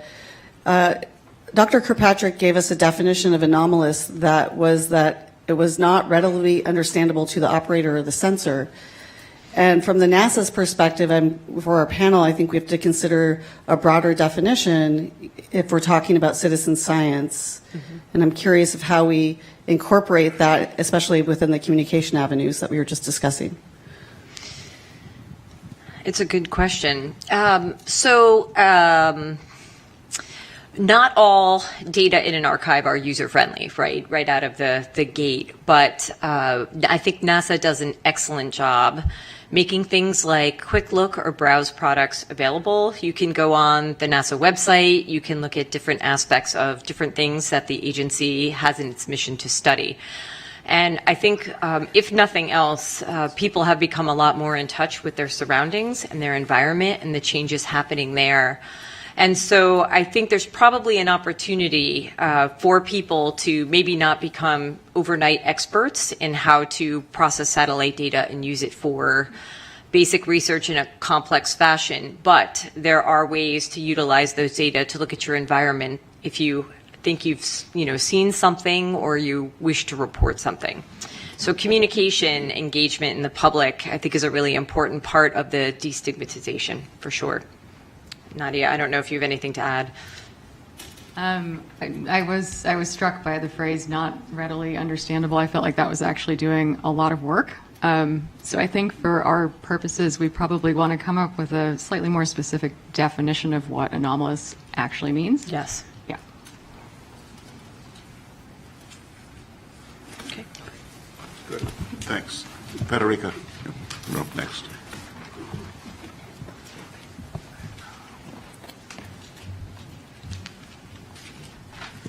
Hello, everybody. My name is Federica Bianco. I am an astrophysicist and a data scientist, and I bring this perspective to the panel. So for the next few minutes, I want to emphasize some of the things that my colleagues have already mentioned about the data, particularly the status of the data that exists, and what the data that we should collect to really understand what may be. We've already heard in a few cases by a few people that NASA's role is to explore the universe through the scientific method. The application of the scientific method to discovery requires that the data meet some standards that allow the data-driven approach. And there are many standards that have been established in the scientific community over the years. I can mention one, for example. It's called the FAIR standard, where FAIR stands for findability, accessibility, interoperability, and reusability. The current status of the data about UAPs does not meet these standards. The data collection is inconsistent, it's inhomogeneous, it's uncalibrated, the data are poorly documented and largely incomplete. they're also not systematically retrievable, which poses a problem in automation of the analysis. So WAP could benefit from data science and machine learning methods, from artificial intelligence that is developing at a rapid pace. But machine learning and AI cannot be applied until the data meet these standards. Even to study a single event currently requires a significant lift in retrieving the data and the metadata that may or may not be available. And this lift is at the moment entirely person power, which means that it cannot be automated to apply machine learning methods. Organized repositories need to exist to enable the automation of retrieval of the data and the metadata, and this is a necessary premise to enable the systematic scientific approach to the study of UAPs. Anomaly detection is a well-developed, although notoriously hard discipline, and which has seen tremendous advances recently with data science and machine learning. Usually, this means detecting rare and unusual signals in a complex that is noisy and rich with phenomena that we know. So there are two general approaches to anomaly detection in the scientific community. One is the following: if we know the signal that we expect, we can model it, and we can simulate it and maybe inject it in our data. So we can develop methods that are specific to finding those exact signals or signals that are similar to those. And we might be able to conceptualize signals coming from physical systems that respond to the laws of physics as we know them, but we cannot comprehensively produce all possible signals that could relate to or explain UAPs. So the alternative approach in detecting anomalies requires a thorough and deep understanding of what is normal and usual to tease out what is unusual and unlike the rest. These methods typically fall in the realm of what we call unsupervised machine learning. What is usual, maybe the balloons, the aircrafts, and a wealth of natural phenomena that we have heard of. And what is unusual, what is an anomaly, means anything in that is not consistent with the way in which those things look in our data. Once the anomalous signal is detected, it can be studied in more depth, either through the discovery data itself, but that may not be sufficient. So then we may need to collect additional data to study these anomalies. And this is something that in astrophysics we typically refer to as follow-up data. This can be very hard, especially if the phenomena that are anomalous are also ephemeral in time. So you have to promptly respond to the detection and set up follow-up observations. It's an extremely hard game, but it's something that is seeing a large development in astrophysics in recent years with the study of anomalous detections in the universe. This approach relies entirely on a comprehensive and systematic organization of the data, which is paramount, and on a deep understanding of all the data that is actually usual and known. The data that we might want to collect ideally will be collected in a multi-sensor and multi-platform and multi-site manner. Eyewitnesses reports, I want to elevate what Dr. Drake said, cannot ascertain the nature of UAPs. However, they should be considered because they may contain important information, for example, persistent sighting locations or seasonality. But they only really work if joined with quantitative data collected by sensors, as well as biophysical and psychophysical assessments of the witness and the impact that the experience has on them to really reveal the nature of UAPs. You've heard it from my colleagues a number of times. The data needs to be collected by sensors that need to be calibrated or calibratable. So we need to collect not only the data, images, sounds, spectral characterization of what we see, but metadata. The sensor type, the brand of the sensor, the noise characteristics, time of the acquisition, instrument sensitivity, as well as information about the circumstances of the data collection, for example, temperature, or the location, or the conditions in which the sensor is at the time of collecting the data. The data should be collected simultaneously by different platforms, ideally in different locations in a multi-sensor system. So some of the data that we may want to collect are images, but also temperature, sound recording, spectral data emissivity that tells you the color in a very fine grid, as well as monitoring the motion of objects, which has been very important to identify what we have seen as UAPs that have been reported. Much of this certainly can be achieved with professional-grade infrastructure, and both new and existing infrastructure to do that, such as astrophysical and geographical observatories, both on the ground and satellites. Some modern observatories in particular are designed for the detection of time anomalies specifically, as well as for the detection of objects that move rapidly in space, near-Earth objects, asteroids, meteors, etc. So those could be leveraged for the study of UAPs. There is also some effort ongoing in the developing of facilities that are specifically designed to detect UAPs, and many of those comply with the characteristics that I just described. This level of information, though, can also be obtained by the public. We could crowdsource the data collection if a platform to crowdsource exists that supports the collection of data and metadata and the transmission of data and metadata. And we think that NASA might be able to play an important role in the development of this platform. To echo what Dr. Bontempi said, NASA has a wealth of experience in coordinating scientific studies, efforts across discipline and domains, serving as a bridge between communities in the interdisciplinary studies and studies across different countries. All of these can be supported. All of these can be leveraged to support the work of the other agencies in the identification and explaining UAPs. NASA also has a really important experience in data curation. We have heard about the sophistication of the analysis of the data that NASA provides, of the sophistication of the calibration that the data that NASA shares arrives to. We have heard about the open data policy that NASA data goes under. Furthermore, NASA has recently spearheaded an effort to review NASA and NASA partner archival data to prepare them for machine learning and AI, so that data can be served to the community directly and ready to apply AI methods on it. This is an important experience that could be leveraged in the study of UAPs. However, we do want to emphasize that the current status of the UAP data will make this lift really hard compared to even what is being done by NASA for astrophysical data. And finally, I wanted to emphasize what my colleague said. NASA has a great visibility. UAPs are of great power, of great public interest, and this could be an opportunity to really increase the reach of science, help people understand the scientific process, and maybe diversify the scientific community by attracting new talent into the scientific community due to the visibility of the problem. And I think that's all of my remarks. Questions? Lots of questions. Do you want to go, Reggie? Okay. So on the whole crowdsourcing front and getting reports from citizen scientists, what are you thinking along those lines? Is it providing a set of guidelines for how you report? Is it open sourcing a set of applications for cell phones to be able to pull in a lot of the right metadata? What does that look like? Yeah, so I think guidance would just a set of guidance of best practices, etc., would just not be sufficient. I think what needs to be provided is a platform. You mentioned cell phones. Cell phones have been used for crowdsourcing, the study and detection of a number of things in astrophysics, in space science. So that can definitely be done.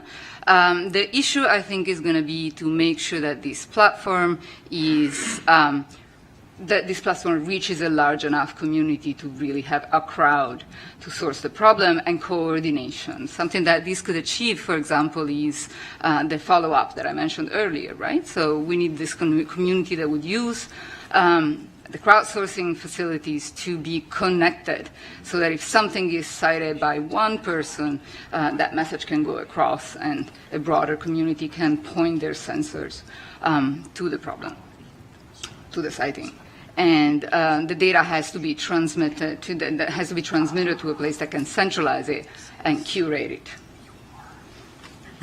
Yeah, please feel free to say this is a bad idea.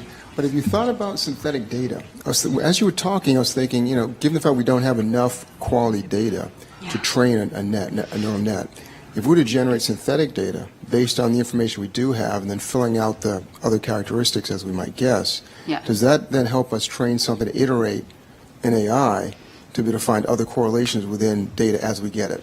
So we do it all the time in data science, right? We do generate data sets where the data sets are sparse or scarce and we cannot train machine learning models. It's a risky business because in the data that we generate, we embed the bias that we have. So we embed our thinking about the data, the way in which we think the data looks and the way in which we think the anomalies look. So particularly in anomaly detection, it is a very difficult thing to do to try to make sure that you don't bias your models to what you know. I want to come back to this topic of anomaly discussion in our general discussion. We're Yeah. sort of starting to run a little late, so want to cut off questions now, but we do have a little time later at the end, so don't forget your questions, bring them up again in discussion, and we'll talk more later. Great. So David's our next speaker.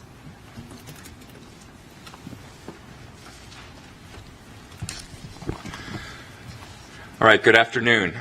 My name is David Grinspoon. I'm a planetary scientist and astrobiologist, and I'm going to talk for just a couple of minutes about how observations beyond Earth are relevant to our study of UAPs.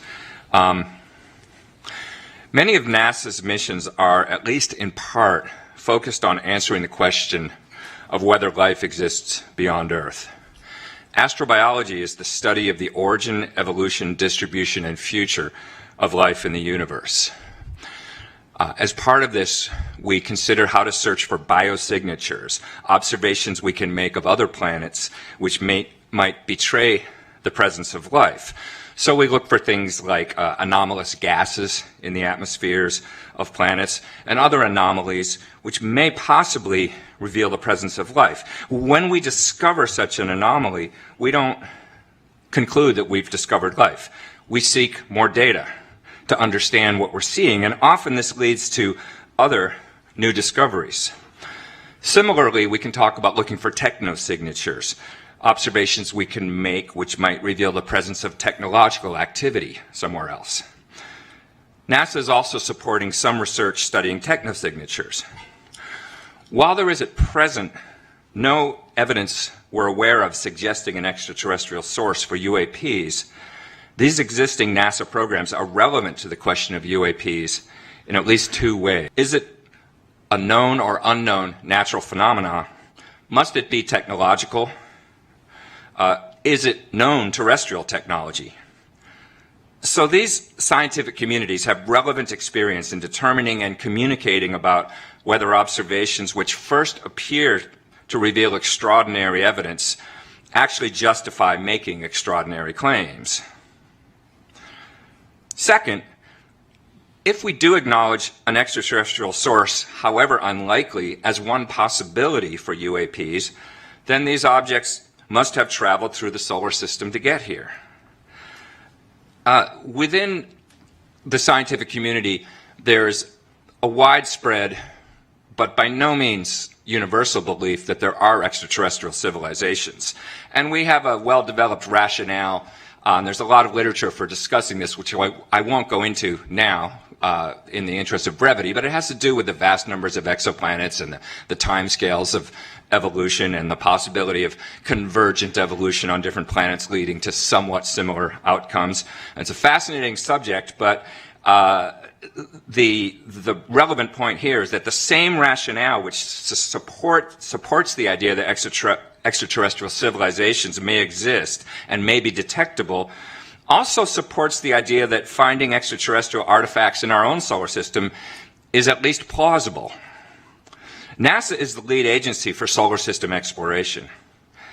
It already has an active program of detecting objects in our solar neighborhood using both ground-based and space-based facilities, and it could leverage those capabilities to search for objects in space with anomalous motion, anomalous trajectories, unusual light curves, anomalous spectral signatures, or other characteristics. Most of the solar system has not been searched for artifacts or anomalies, and these modest data analysis efforts could potentially be applied to existing and planned planetary missions. The galaxy does not stop at the edge of the solar system, and the solar system does not stop at the top of the Earth's atmosphere. It's all a continuum of possibilities. worthy of investigation. If NASA applies the same rigorous methodology toward UAPs that it applies to the study of possible life elsewhere, then we stand to learn something new and interesting, whatever the ultimate explanation is of those phenomena. And that's all I wanted to say right now. We have time for one or two comments or questions or thoughts. Yeah, thank you for that. You know, it struck me while you were speaking about biosignatures that we do a lot of that type of analysis, right, in our home planet in different capacities. And so it's more of a comment, but I wondered your thoughts on, you know, bringing together those communities that might not work together and whether that would aid in, you know, not only establishing what's normal, but enabling the detection or maybe the understanding explanation of a UAP if reported. Absolutely. I mean, the focus of my talk was observations elsewhere, but in fact, most of what the field of astrobiology has to study is here on Earth, because after all, it's our one example of an inhabited planet, and it's a little bit easier to get to make observations. So yes, any insights you have in that area, or any suggestions for collaboration between those communities would be very valuable.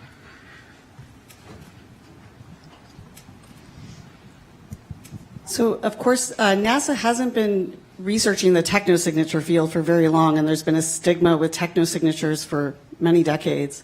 Are there any lessons learned we can impose from the technosignature in the study community to the UAP in solar system studies?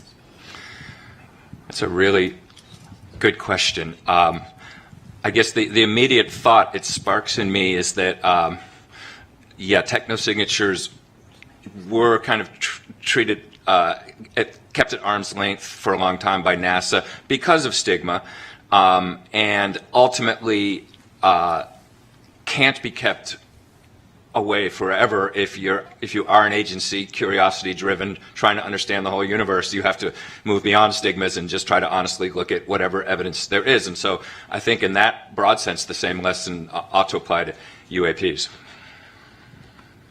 As someone who has been working in astrobiology and data sciences for some time now, it strikes me when both Dr. Bianco and you talked that the differences that seem to me between biosignatures and technosignatures fields and the UAP field, again, relies on the data. So biosignatures and technosignatures, they have very well standardized data sets. They have been collecting data sets for some time.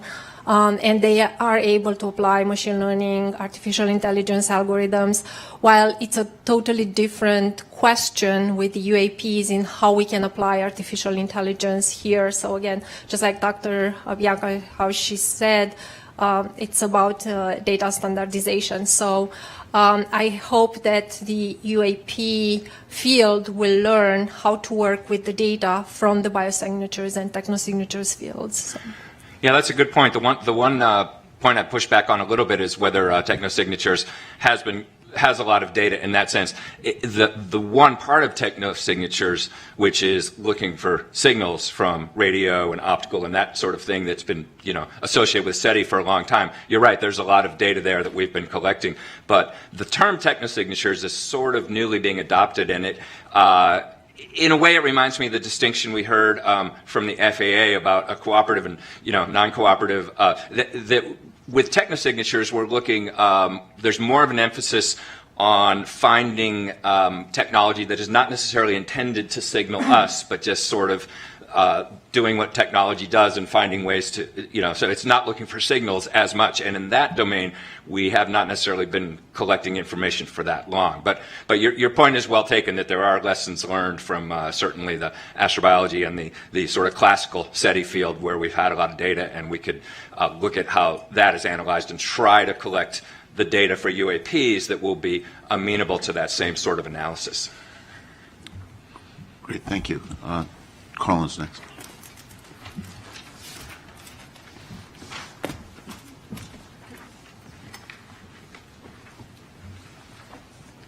Hello, everybody. I'm Carlin Toner. I'm an aerospace engineer. You know, it really struck me when Dr. Drake opened up this afternoon and talked about this really small needle in a really big haystack that we're looking for.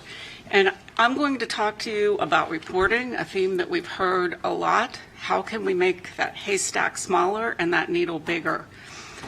So reporting of UAP events has received a lot of attention recently, but I think that there are still barriers for people to report. How or where should they report? Will someone take action on their report? Will the reporter be believed, or will they be shamed? We've heard over the course of our fact-finding that many scientists and aviators consider the study of UAPs to be fringe at best. So this suggests there's a significant negative stigma associated with reporting or even researching such phenomena. That said, by encouraging military aviators to disclose anomalies that they've seen or detected, the Department of Defense is receiving many more reports. I think in the time that we've been looking at this topic, growing from an ODII report that was something like 500 to I think this morning we heard something like 800 now, so that's accelerating.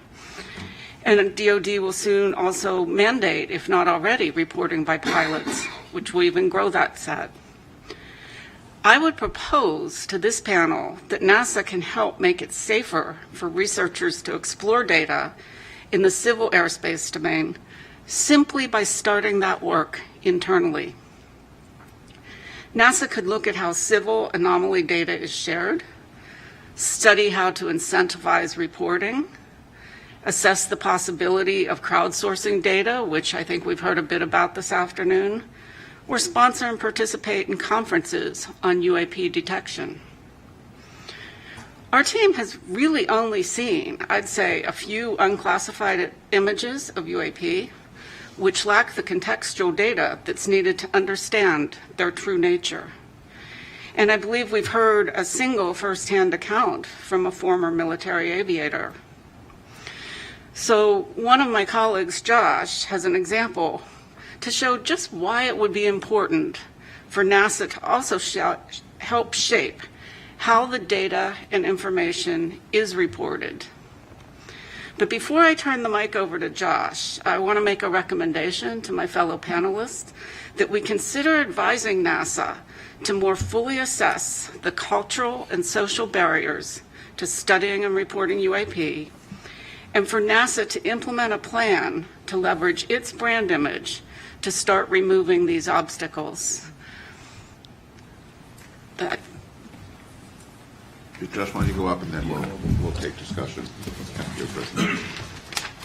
So you can call it my slide deck if you want. Thank you.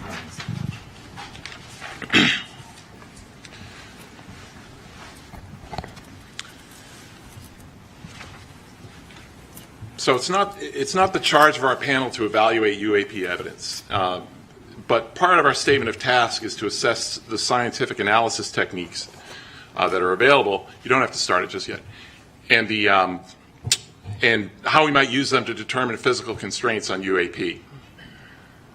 The UAP reports with the most detailed contextual information are the ones from the Navy aviators, and they're using a combination of ranging and infrared imaging information. And for these cases, we can directly calculate critical parameters of a UAP, such as altitude and velocity, under certain assumptions. And it's, the main point I want to make here is that this multi-sensor approach is absolutely critical to charting a path forward for UAP investigations, and that pertains to NASA as well. So I'm going to provide one example here just to illustrate the crucial role of science and scientific analysis, and the role of scientific analysis to avoid misinterpretation in some sense. Next build. Just hit space. Yeah, okay, so this is, this video was recorded by pilots deployed from the aircraft carrier USS Theodore Roosevelt in 2015. The example has been given the nickname Go Fast because it gives an impression of an object moving very rapidly against the ocean surface. And the question is this impression correct? And if not, what can we say quantitatively about what that object is doing in kind of Earth-centered coordinate system? Fortunately, the information needed to determine the altitude and velocity of this object is contained on the display. So go ahead and next.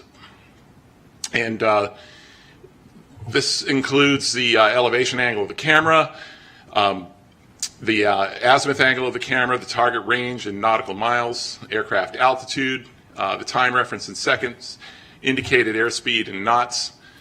This information in this video in particular has been discussed quite a bit on the web. So let's begin with the object altitude. Next, please. So knowing the jet's altitude and the bearing to the target, we can apply basic trigonometry to figure out where that object is in altitude space. And it turns out to be, provided the range information is accurate, which can have some uncertainties associated with it, but the object appears to be at about 13,000 feet. An important aspect of this here is that it's sort of midway between the jet and the ocean. So it's the ocean that looks like it's right behind it is actually 4.2 miles away.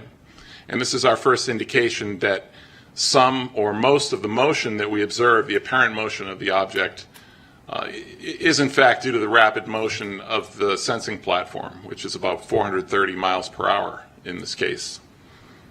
But we don't have to guess about this. So we have enough information on this display to actually reconstruct the encounter. Go to the next slide, please. And so this is what this is. This is using additional information on the screen, including the time axis. And so we know that this aircraft is banking about 15 degrees left, and you can compute through a simple calculator the approximate radius of curvature of the flight. And the bottom line is, I won't go into detail here, but if you can get the bearing and range to the target at two locations with known separation in time, you can figure out how far it moved. And in this case, this object moved about 390 meters in 22 seconds, and that corresponds to a velocity of just 40 miles per hour. And so that's a velocity that's consistent with wind speeds at 13,000 feet. So it's not our task to conjecture what this object is, but it's an example that illustrates the type of data needed to determine critical parameters that will help us identify such objects going forward. In addition to the importance of quantitative analysis, this example also serves to illustrate the kind of cognitive bias we have to contend with for UAPs recorded from unfamiliar perspectives. And Sean Kirkpatrick showed another example of that. This is a parallax effect case. Thank you. Any questions? Thanks. Actually, before we have questions, this is actually a good moment. Sean had wanted to comment on one of the questions. If we bring Sean up and then take questions for everybody or more discussion.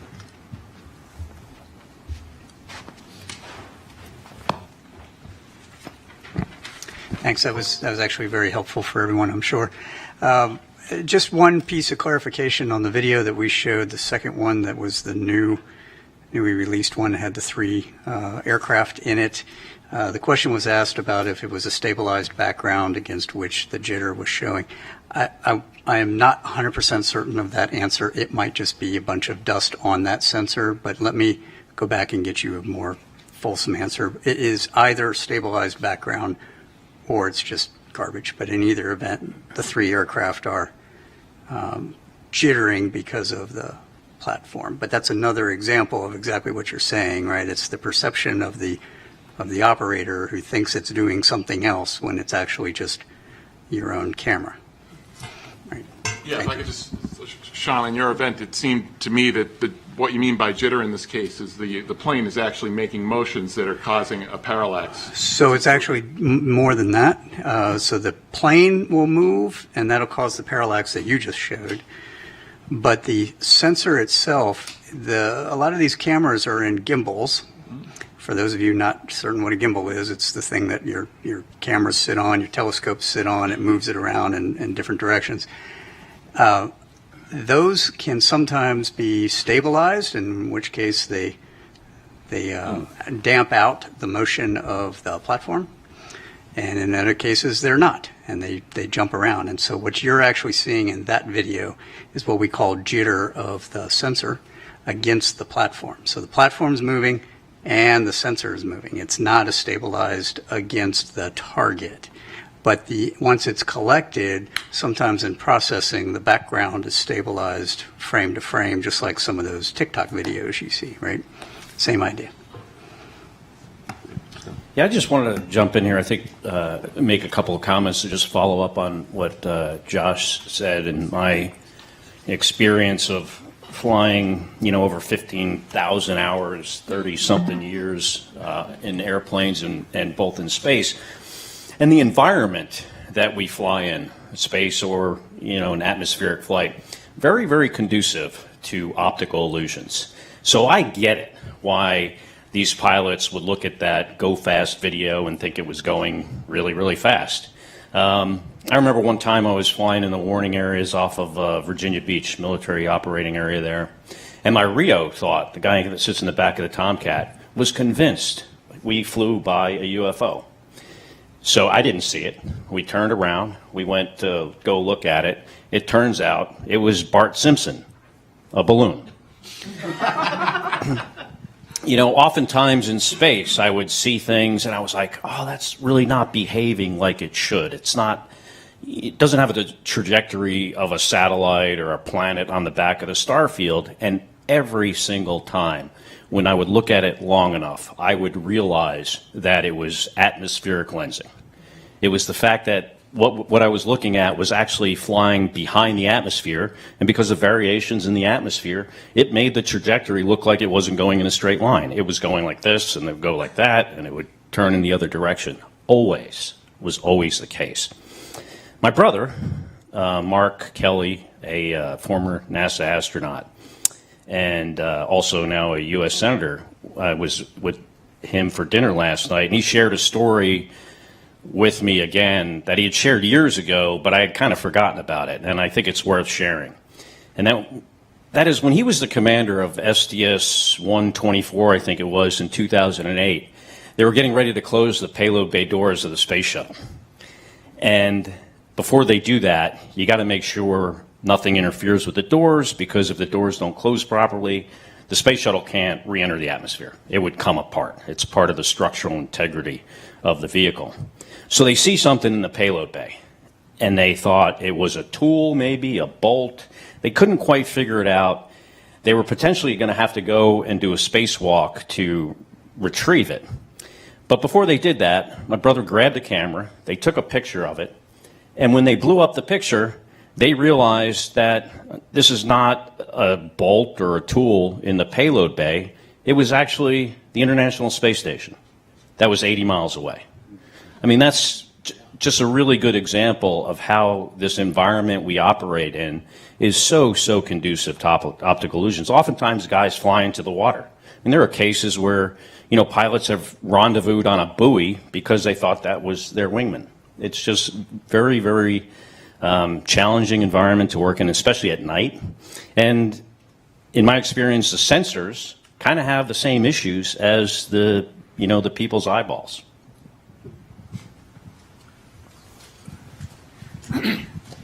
So per what Scott just said, I think we need to take it as an action to investigate unidentified animated phenomena to go after Bart Simpson.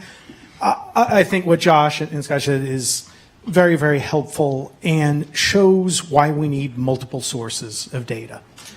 Were there radar hits? Were there other sightings? Unless we can look at this from a holistic perspective, it's very difficult to draw conclusions. And relative to stigma, and I appreciate the reports that our colleagues gave, I think there's plenty of stigma right here in this building, and I'm sure, Dan, you've suffered from it at times. And I just want to commend Administrator, although he's always be Senator Nelson to me, for his leadership and candidly courage in getting NASA to tackle this issue. And as we look at what Sean had articulated, that what he wants NASA to do, as we look at the recommendations for reporting and how we need to collate that reporting, I'm very concerned that this could be effectively done on an ad hoc basis. And I've been a part of far too many panels and studies that end up sitting on the shelf. I don't want this to be one of those exercises. And we can discuss this further, but I would call for and recommend a permanent office within NASA to support this activity, albeit likely a modest one, but to collate this information, collate that data, to archive the information, and act as the open, forward-facing counterpart to Sean and AARO. I think then we could continue and actually accomplish the reporting, the stigma issues that have been raised, and we could do so in a relatively affordable fashion. Because again, I don't want all of our work to end up being in vain. Good. So now Jen's going to turn to our charge. I am. And you know, as a panel, when we were convened with a set of questions that we were charged to address, we've been addressing them through the topics we've talked about and through things as we've been thinking this through, but we're going to organize the next part of the discussion with Jen presenting these things, and this is also a chance to get into some of the discussion phase, because we can look at each of these questions as the topics that we want to make sure we address as part of the report. Jen. Thanks, David, and I want to thank the panelists all for all of your work, all of the knowledge that I've gained from each of you through this time. I took it upon myself in preparing for today's meeting to draft a statement that answers the 8 questions that we were provided at the beginning of the last summer when the panel was created.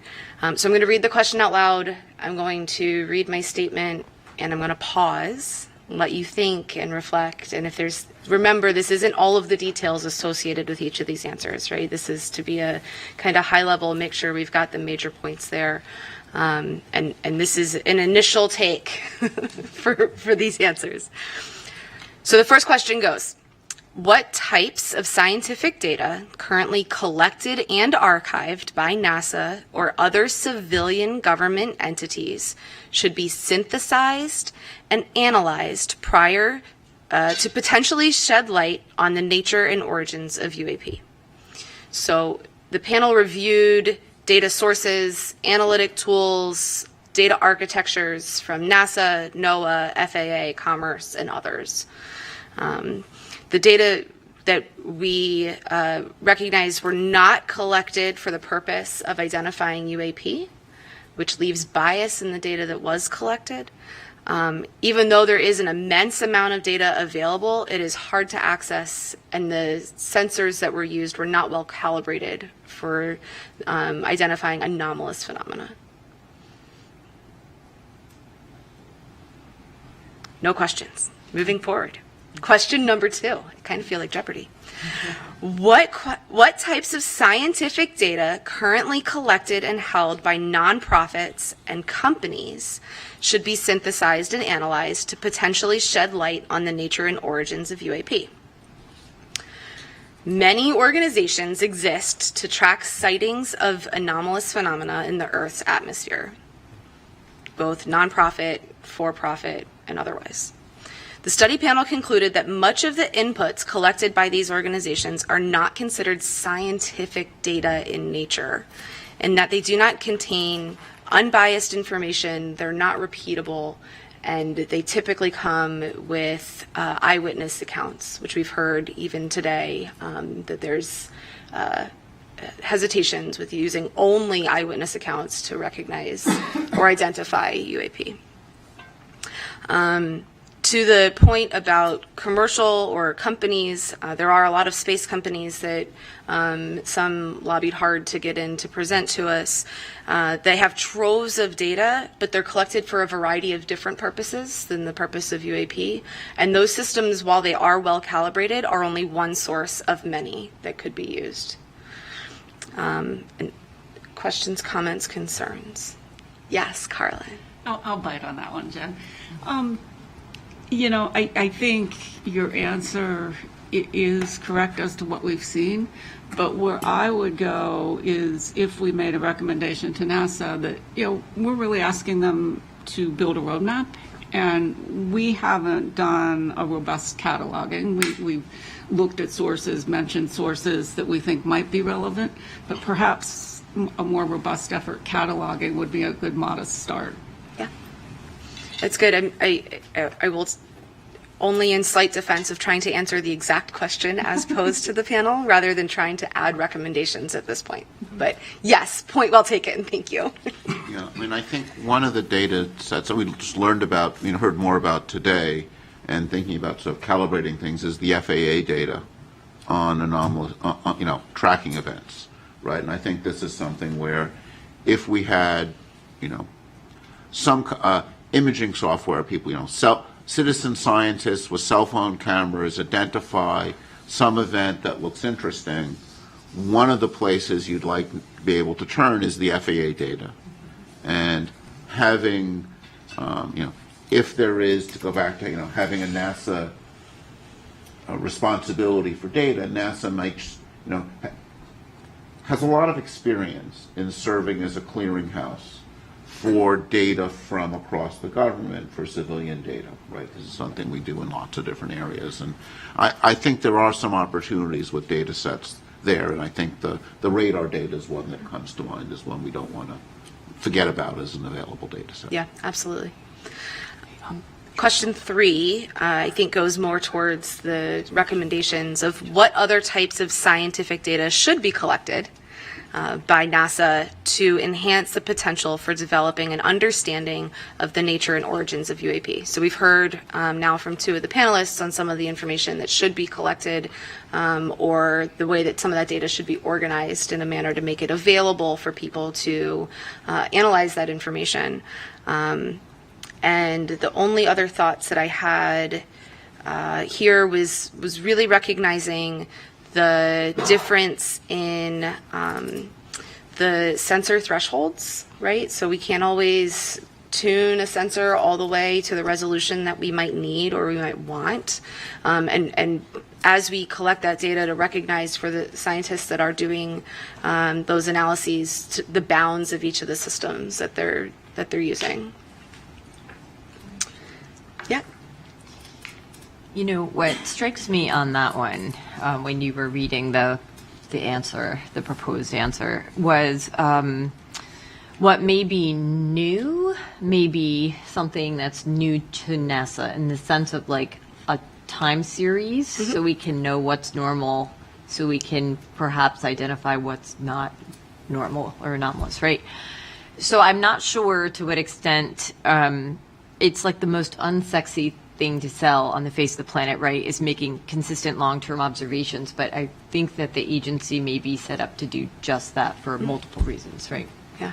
Persistent data collection. The agency does that in a lot of cases for astrophysical purposes. So the infrastructure, of course, pointing up and pointing at a different distance, but the infrastructure for collecting this kind of data, organizing it, keeping it, and that does exist. Yeah. And there are, in their defense, a lot of satellite companies that are doing that persistent collection as well. Okay. Question 4, which scientific analysis techniques currently in production could be employed to assess the nature and origins of UAP? Which types of analysis techniques should be developed? So this is a 2-part with what exists today and what should be. So we're looking also at recommendations. Based on the information provided by the presenters to the panel, there are very few credible analysis techniques available that currently exist to assess the nature and origins of UAP. The onset of artificial intelligence and automated analysis techniques give promise to being able to do that in the future. I wanted to add something to that, perhaps, which is that really to design the analysis, you need to know what the data looks like, right? Yes. So, we can't really say what kind of analysis should be created on the hypothetical data that we're recommending should be collected in some, somewhat specified fashion. If it's all hypothetical and we want Right. to collect all of this data and we know what format it's going to be in. We can design analysis techniques around it. And at that point, it's likely that there are analysis techniques that already exist. There's Absolutely. a wealth of anomaly detection work.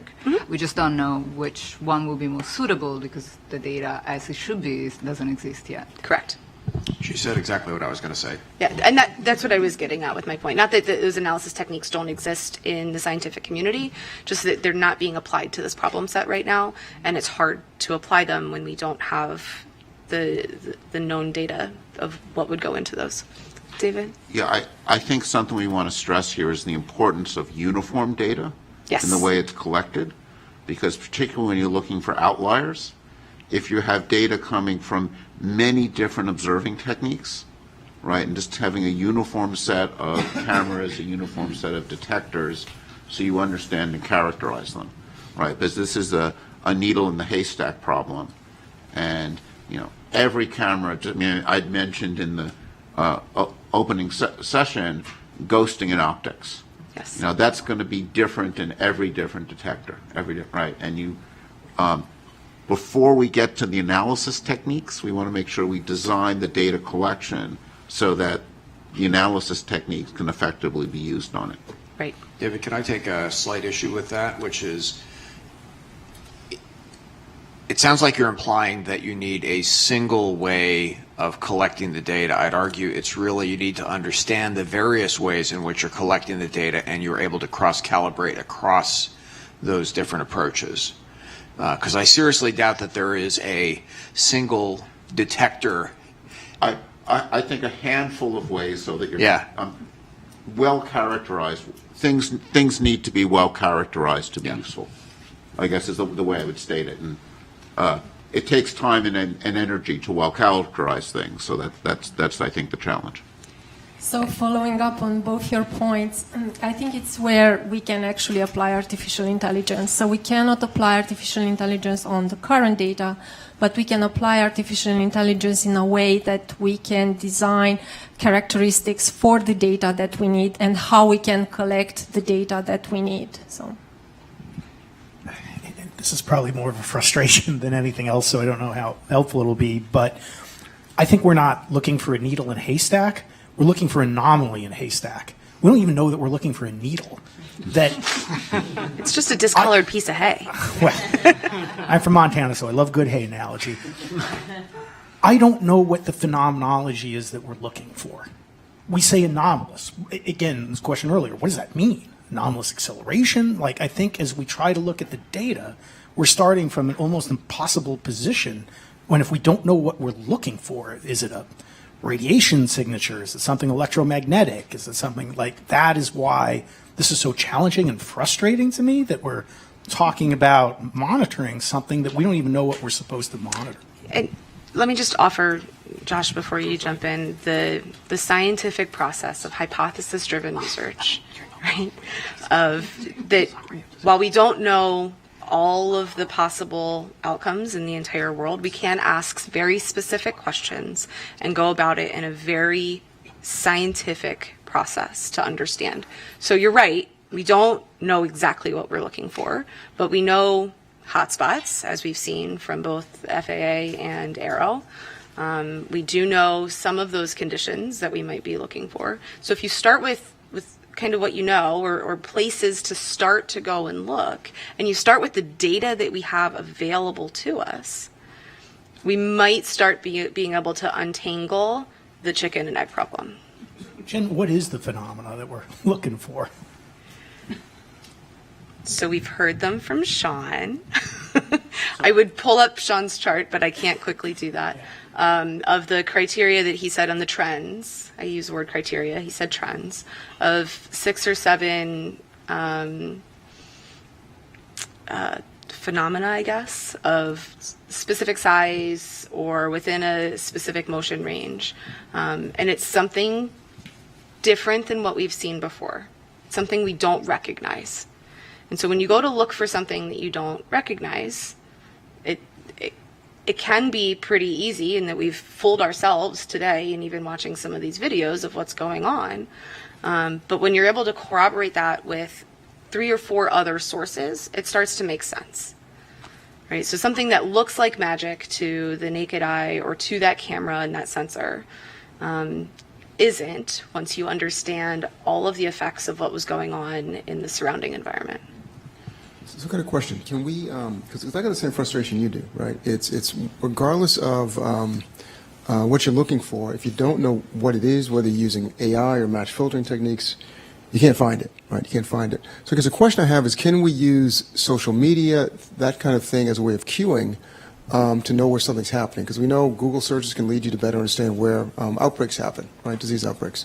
Can you use similar type of conflation of data to start saying, well, something's going on here, let's start queuing sensors in that area? That requires some real-time capability, but is that something we can think about? Can I object to that just a bit? You can find things that you don't know how they look. Okay. There is a lot of the algorithms in anomaly detection are really based on let's find out how what we know looks like, so that anything that doesn't look like that can be identified and spotted, and then we can think whether or not we understand it, right? And so I think the point about the homogeneous detectors really is about that. We need to have a solid understanding of the normal to detect the anomalous or the outliers, as we sometimes perhaps more often call them in science, right? Yeah, absolutely. I do want to be cautious of time. We were supposed to end this about 10 minutes ago. Right, so but this is drifted into discussion, but I think we're doing discussion. So do you have any last topic you want to hit? If not, then we'll just open up to general discussion. I have 4 more questions that we're technically supposed to answer. All right, let's do one. We can do 4 questions in 2 minutes, right? Okay, speed round. Fast. In considering all of the factors above, what basic physical constraints can be placed on the nature and origins of UAP? Mike, would you like to take this question? Absolutely. Needle in the haystack. Okay, got it. In my notes to answer this, knew that Sean had presented some trends, so I used that kind of as the basis for what basic physical constraints could be available, and also Josh's presentation that he just presented of, we know some of these are still in the realm of understanding. We just haven't applied basic physics to understand what's there, what we have. Question 6, what civilian airspace data related to UAPs have been collected by government agencies and are available for analysis to A, inform efforts to better understand the nature and origins of UAPs, and B, determine the risk of UAPs to the national airspace? So we saw some of this in, I'm going to use examples from today to kind of move quickly. Some of this in Mike Free's presentation, talking about the air risks, right, that FAA is always looking out for. We know by altitude and by sensor and curvature of the Earth and line of sight, and as you get higher that you can see more, right? So we have a lot of civilian airspace data that can start to understand the nature and origins of the UAP, and determining the risk is based on how much you know, right? So you think about, I go straight to space and I think about satellites, and one tiny piece of space debris can destroy an entire satellite because they're moving really, really fast in the vacuum of space. It's not necessarily so true in airspace, right? But something that we don't know could have a severe impact on pilots and their flight plan and all of that, which then could really wreak havoc on all of the United States airspace. And so being able to understand and identify what those phenomena are will help de-risk the air flight safety in the national airspace. Question 7. What current reporting protocols and air traffic management data acquisition systems can be modified to acquire additional data on past and future UAPs? We've heard a lot of the reporting structures. It was talked about earlier today. Those probably can be adapted and improved, and it's up to us in discussion as the panel on what those recommendations might be. Question 8, and I'll get off stage. What potential enhancements to the future air traffic management development efforts can be recommended to acquire data concerning future reported UAPs to assist in the effort to better understand the nature and origins of the UAPs? The potential enhancements, automatic filtering of the knowns has come up as a talking point. These are specific really to acquiring data, the tuning of those sensor platforms, the multimodal spectrum collection, and being able to kind of timestamp or geostamp each of those to corroborate the sightings. So I will leave the panel with that, with time to continue discussion. Thank you. Thanks. Oh, sorry. Okay, great. Let me go up to lead discussion from there.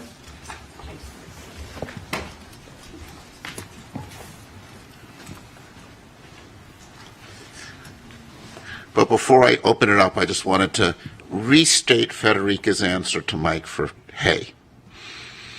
If you know the properties of hay very well, and you go through your haystack and say, I don't know what this is, but it doesn't look like hay. You don't need to have a match filter looking for a needle in a haystack if you know hay very well. And who said NASA couldn't speak to Middle America?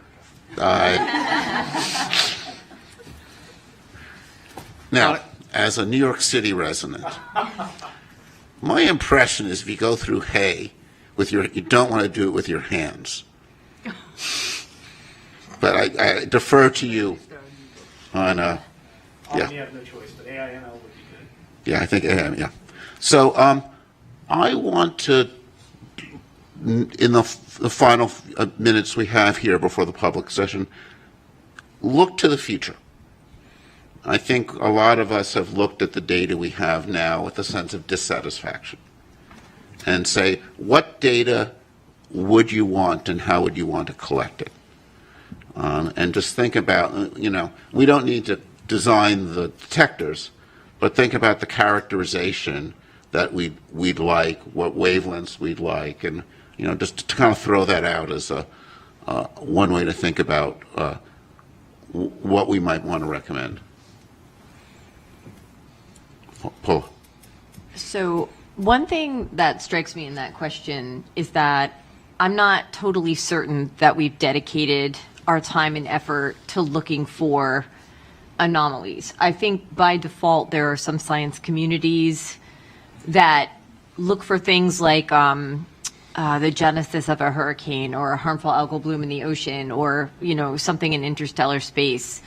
But I'm not sure we ever focused our interdisciplinary effort on that. And I think the question you ask is a really interesting one, part of our statement of task, right? But I'm not sure I can answer that quite yet. That's how I feel about that one. Sure. Shelley Wright. Going along with Dr. Bontempi's point there, we heard a lot from AARO about specifics about the needle. 1 to 4 meters in size, 0 to Mach 2. You can then look at NASA's assets, right, and look at its spatial resolution, its spectral resolution, in particular the frame rate. I'm going to get to your question here, Dr. Spergel. You can look at the current NASA assets and try to say which ones could find that needle, the ones that Dr. Kirkpatrick put forward. That analysis has not been done. So one of my recommendations would be for NASA to convene a group and a task force to look at its current assets to calculate what current available data, and current facilities could answer insight into that. Now, to get to your future question, looking at this, I see Walter, is frame rate. I see a really big issue with frame rate. So if you want to catch fast-moving objects, you need to take quick images. If you want to get to these very small sizes and resolution, depending on altitude, where you're taking your image from ground or space, NASA will likely have to increase its frame rate into its detectors. Short answer to what NASA's current assets would be able to see would be really big haystacks that are moving very slowly, which I think is the point that you're making. But that doesn't mean that that data is not useful, because if it's able to characterize the background extremely well, that gives you a better idea of what unusual looks like. Basically, anything that you do that characterizes the background will contribute to an understanding. So we're going to have to cut this off now, because we're now going to our public comment session. So turn that over.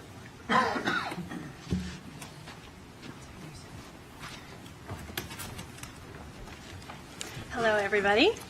I am Karen Fox with NASA's Office of Communications, and we are segueing into the public Q&A portion of this meeting. As a reminder, this is a FACA meeting, that is a Federal Advisory Committee Act, and so we are under guidance which says that these meetings are public and that we take public questions.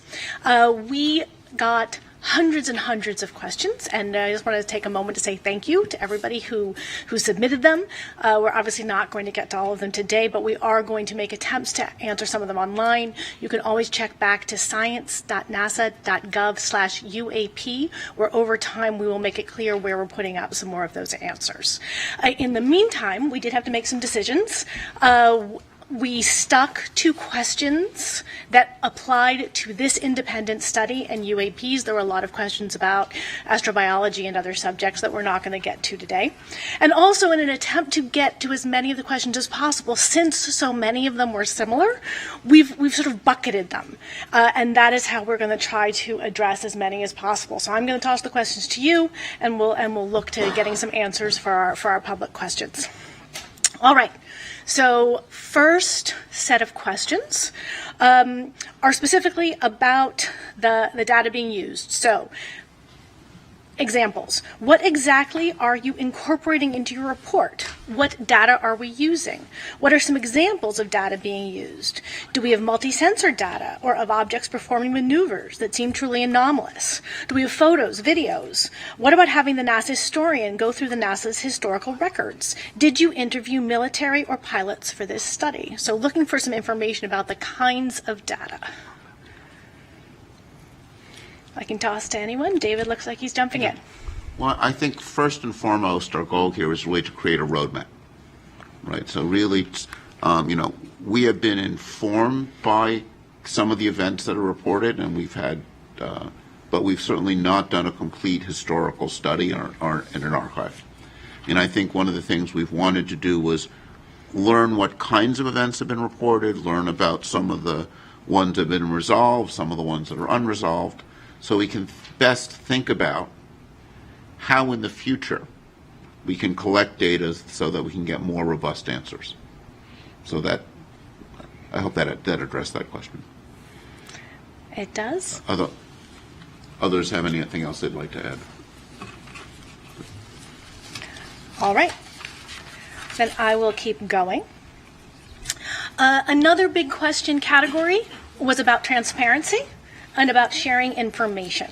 And so examples in this category are, what is NASA hiding and where are you hiding it? How much has been shared publicly? Has NASA ever cut the live NASA TV feed away from something? Has NASA released all UAP evidence it has ever received? What about NASA astronauts? Do they have an NDA or clearance that does not allow them to speak about UAP sightings? What are the science overlords hiding? Dan Evans. All right, I'll take a stab at that one. I really want to assure the public and to double down on some remarks I made this morning that this agency is absolutely cast iron committed to openness and transparency and honesty. And that commitment also extends to our live NASA TV feeds. They provide real-time footage from our various missions. Now, to my knowledge, NASA has never intentionally cut a live feed to hide anything, and that includes UAPs, of course. Sometimes there are interruptions to our feeds, but that is simply because space is a complex place. There's a vast array of natural phenomena, human-made objects, and so forth. But again, I wanted to reassure the public that we're absolutely committed to providing the public transparency and openness. Those are the hallmarks of NASA. That's why we're here today in public on TV, because we want the public to have the opportunity to see the process of this committee doing its work in public. It's only right. Just to follow up on what I said, I didn't mean to joke about it, but in my 20 years at NASA, no one, either officially or unofficially, in my recollection, have ever discussed or briefed us or had any kind of discussions about anything that would be considered a UAP or UFO or anything like that. And I'll ask you to stand for 1 second and state your name. I'll ask you to stand for 1 second and state your name, just so everybody know who was speaking. It's hard to see in the back. Kelly. I'm just following up on the question about if NASA astronauts ever signed an NDA or anything of that, anything like that. In my experience of being in the astronaut office for 20 years, there was never any formal or informal discussions at all about UAPs or UFOs or anyone reporting anything that would suggest something from, beyond our planet. Thank you very much. Yes, please. Just want to make a quick comment about the culture of science in relation to this question. Scientists by nature are at least intellectually sort of rebellious. It's in our nature to question authority. That's how you're a good scientist. You don't just take someone's word for it. You try to discover the truth. And for that reason, this question about what are the science overlords hiding, that's sort of written in a facetious way. But I just want to emphasize that there's no way that all scientists could be in on trying to hide something, because it's just not in our nature. If somebody told me to try to hide something as a scientist, that would just increase my desire to belay that order and to release it. And I think that's true of our community in general. All right, thank you so much. I am going to go on to our third set of questions, which is, has NASA been tracking Earth's atmosphere, or are we also studying bodies of water for UAP? I think that's a Dan question for NASA, or? Is that a me question? Yep. Yeah. Oh. Here's the oceanographer. My understanding is this is a completely independent study to assess what assets, what data, what science, what observations, platforms NASA has to potentially help evaluate and understand UAP, right? We have, NASA has an Earth Science division and many scientists at many centers and many academics and other partners out there that study the Earth as a system. We do this from the unique vantage point of space, and the atmosphere is part of that. I think Dr. Kirkpatrick stated this morning that to his knowledge, and I think to ours, there isn't anything that's been reported below the ocean surface, and so I think part of what we've been talking about all day is, what assets are out there to actually begin to identify data that could be useful in explaining any of these reports if and should they come in. So I think that's probably it, unless there's something else to add. All right, then. Thank you. Moving on to our fourth general bucket of questions. What are you doing to solve the stigmatization surrounding the study of UAP? I can take that one. And state your name if you wouldn't mind first. Carlin Toner, FAA. I think the fact that NASA has called us together here as a panel to look into this, that NASA is hosting a public meeting, that we've heard, right, it clearly stated we're here to be transparent. I think that's the first step in trying to really normalize the study of UAPs. And we talked a little bit earlier about the reporting, about how to make it credible. And we talked also about UAP in one of the earlier talks this morning of the definition of the A, whether it was aerial or anomalous, as the legislation now is. And really the distinction beyond UFOs, right? When we're looking at UAPs here, we're beyond just airplanes. We're looking at all types of anomalous phenomena. And so that's just a more inclusive term there.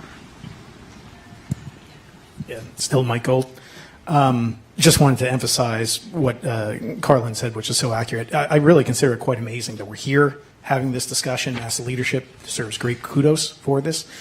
And beyond, I think a recommendation that I'd like to make is that NASA participate in symposia, in panels, sponsor research. When you have the NASA logo on that sponsored research, on that discussion, it really helps normalize and push back against the stigma. I think NASA can leverage its excellent reputation, both domestically and abroad, to help push back on that stigma. And I think it's important to do so not just for science and discovery, but for national security. That we've all seen what's occurred with balloons from rival nations. We don't want this stigma to be a vulnerability that rival nations can take advantage of. Yes, Dan? Yeah, thanks, Karen. Just a few additional points from the agency perspective. We are, of course, taking a set of actions to effectively normalize the study of UAPs, and that involves collaborating across the government, encouraging an open dialogue, and promoting rigorous scientific inquiry. Let me turn to each of those in turn. So in terms of promoting a rigorous scientific inquiry, the primary way we're doing this is by being truly rigorous and employing an evidence-based methodology in everything that we do. That is characteristic of scientific research. It's no accident that the people up on this stage are true experts in their respective fields, okay? So that is in turn going to help us to legitimize UAP studies. Encouraging open dialogue. So by holding public meetings such as this one and having open conversations about findings, then we're helping to normalize discussions again. And that really goes arm in arm with our commitment to openness and transparency with the public. And then finally, in terms of collaborating across the government, we're working very closely with other government agencies, not least Sean's office, AARO, to broaden the scope and the depth of our study. And I honestly believe that this collective interagency approach will lend credibility to the study of UAPs, and it's going to demonstrate the seriousness with which we're approaching this issue. Thanks. Well, that segues very nicely into what our next set of questions are, which is who we are working with. So the question is, who else is NASA currently working with, or do we want to work with to study UAP? And is NASA working with international partners?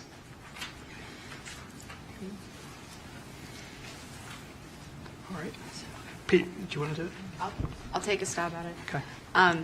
As the questions test to this panel so kindly asked us, both in what other government agencies are collecting data, what data is available. NASA is partnering with them in many ways, as well as NASA has a wide commercial outreach and partnerships with understanding what data is available, as well as NASA's founded on well, not founded, but the core principles of NASA are with international partners.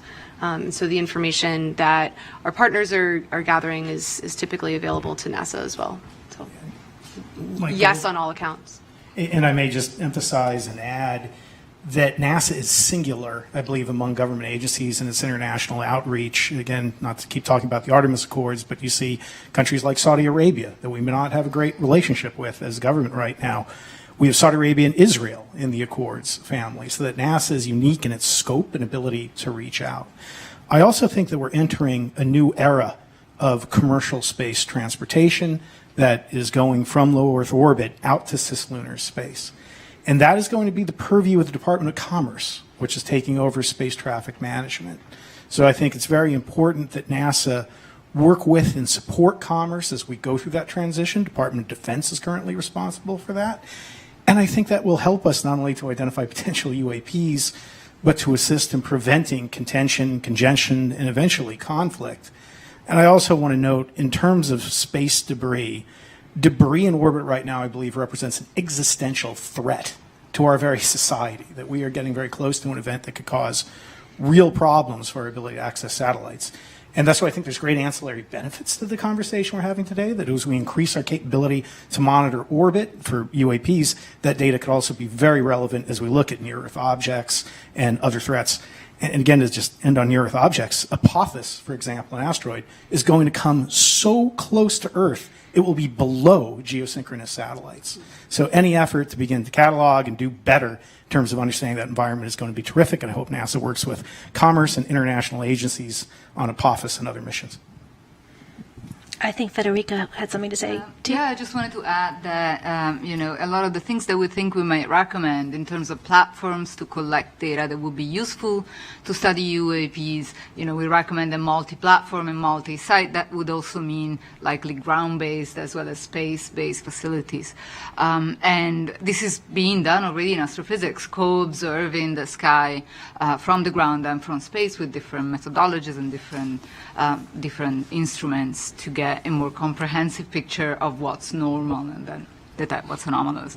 And about every 10 years, the astrophysics community anyways, but many other branches, convene a panel of experts to see what things can be done to advance the field in the next decade. It's called the Decadal Survey for us.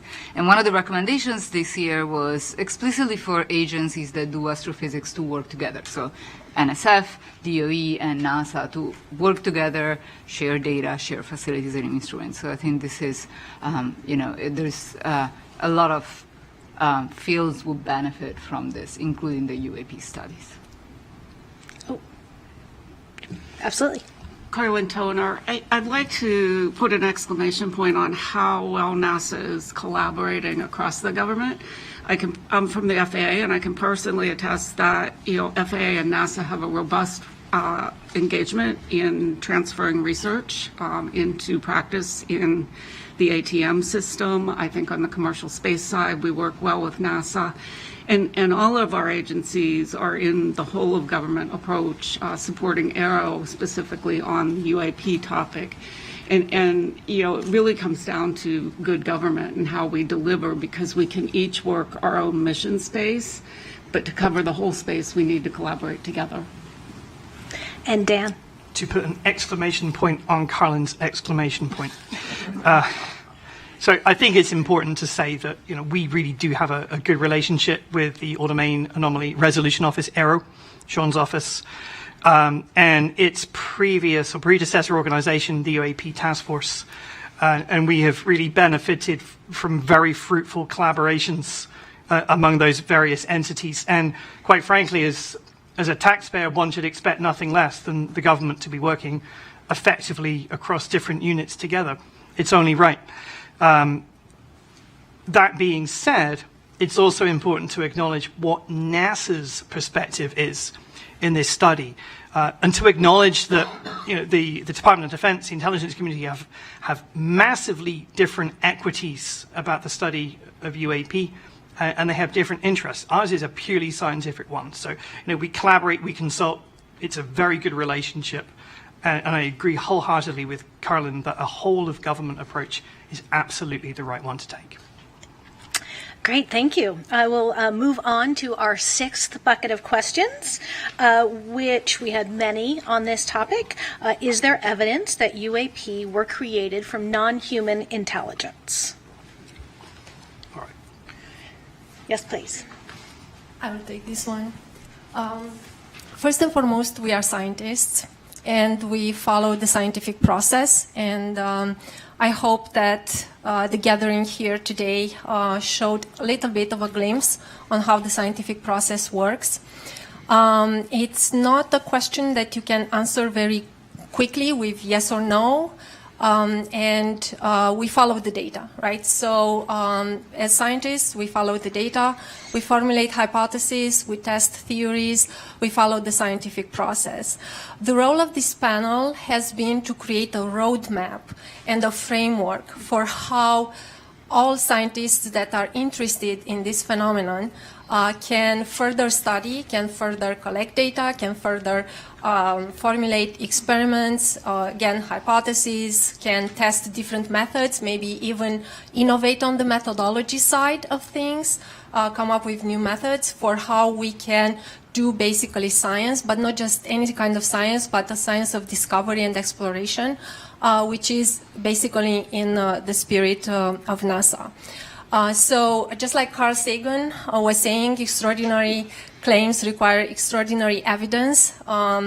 We cannot make that kind of extraordinary claims at all for any kind of big subjects in science, whether it's UAPs, whether it's biosignatures, whether it's technosignatures. This question of whether we are alone in the universe is probably one of the largest questions that we've had in our history of science, in our history of humanity, and it's not one that we can take lightly, and that's why we need so many scientists and multidisciplinary and interdisciplinary teams to work together, and many organizations.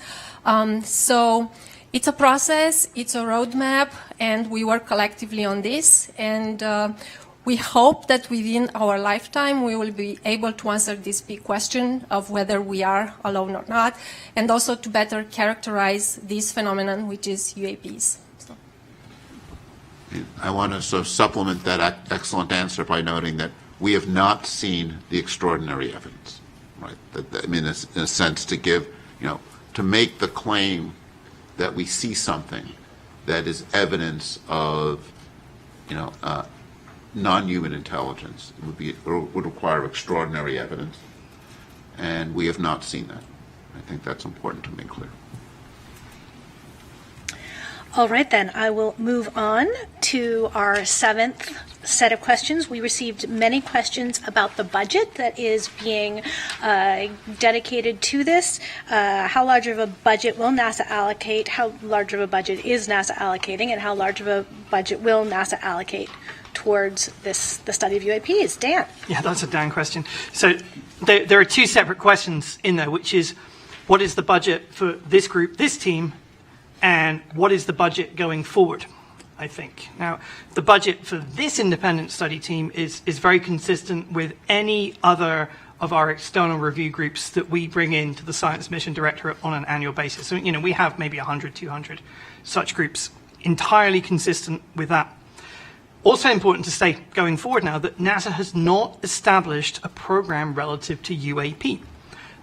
And as a result, there's no associated programmatic funding. But this is how NASA works. Federal budgeting is a complex journey, of course, and the way NASA, particularly NASA Science, likes to work is we anticipate and wait recommendations from independent groups such as this one, and we need to wait on final recommendations, and then we'll make an assessment. So too early to say, but of course that's all couched in the fact that federal budgeting is a very complex process, and we will always follow the law. All right, we're making good time. We have one more question that encompassed many of the ones we got, which is, has NASA encountered any aliens or extraterrestrial life? What happens if the public comes across extraterrestrial life?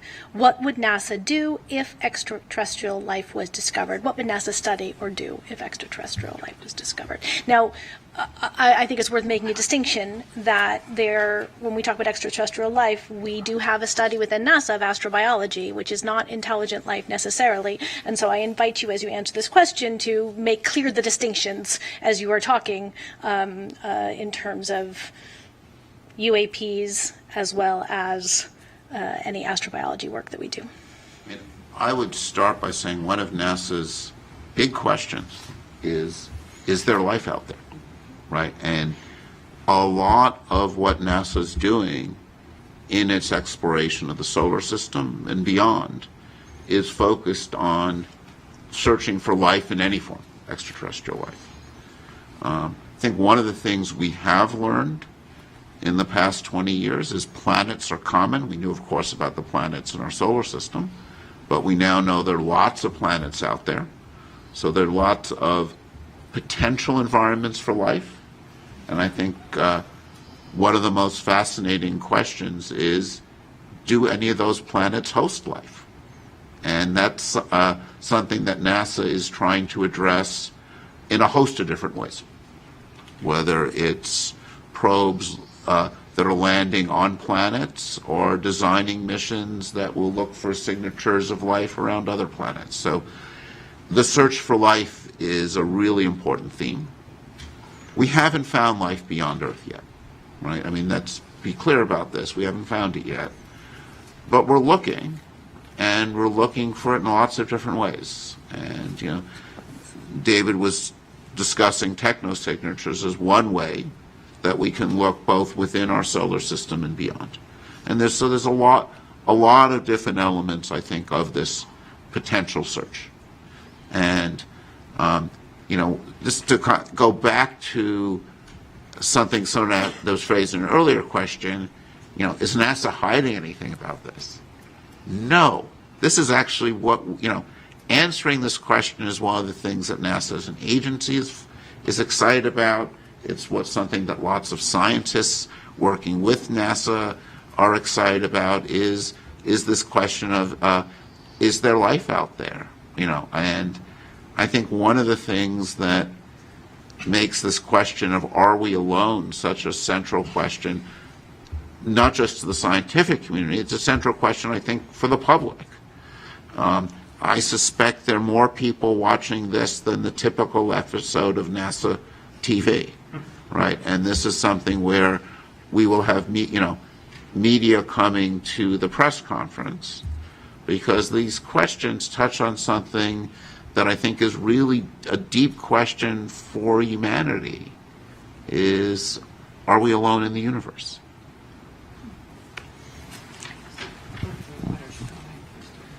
Yeah, just to kind of echo what David said a bit, I mean, obviously this is something we think a lot about in astrobiology. What if we succeed? We are very driven to try to find real evidence of extraterrestrial life, and we would be highly driven to share that if we found it, because everyone wants to show that they've been able to succeed in what they're trying to do. And one perhaps illustrative example is to think about what happened when we came close, when NASA thought maybe they had discovered extraterrestrial life. And a big event, actually, in the history of astrobiology was in the 1990s when some scientists had thought that they had discovered fossils in a meteorite that came from Mars. And what happens is you don't announce it immediately. You make sure that you try to make sure you're right, because you also don't want to have false alarms and announce something and then you go, oops, sorry, we were wrong. That was a mistaken analysis. But what happened was when the scientists were sure they were right, then there was a big, in fact, presidential press conference with President Clinton and NASA, and it was a big public announcement. And that's what would happen. If we discovered something, we would try to make sure we were right, and then we would very proudly and loudly let the public know about it. Thanks. We have just 1 minute left, so I'll let you finish up. Yeah, thank you. The only thing I wanted to add, I wouldn't at all liken it to alien or extraterrestrial life, but in astrobiology and exobiology, there is the exploration of our planet as an analog for what might be found on other worlds, and what is extreme cold, what is extreme heat, a volcano, a black smoker at the bottom of the ocean, what lives there, and how is that even possible? And things we still discover throughout our ocean might look alien to a lot of people, right? And we keep discovering new species of different things, whether they be microbes or algae or, charismatic megafauna, whatever they are. But there are synergies. I know there was an initiative years ago at NASA called Oceans Across the Solar System, and the idea was, could our own Earth's ocean be used and the life within it as an analog for what might be discovered elsewhere? So I think that's an example of a potential synergy of interdisciplinary science, research, observations, etc., collection of data and information gathering that could be useful in the future. Thank you all so much. I will hand it back to David Spergel, your chair.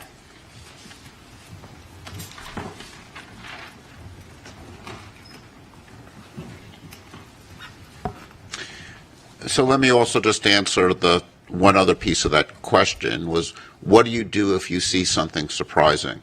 Right? Where do you report? And this is something where, just to come back to something I mentioned in my opening remarks, the AARO is our lead agency for UAPs.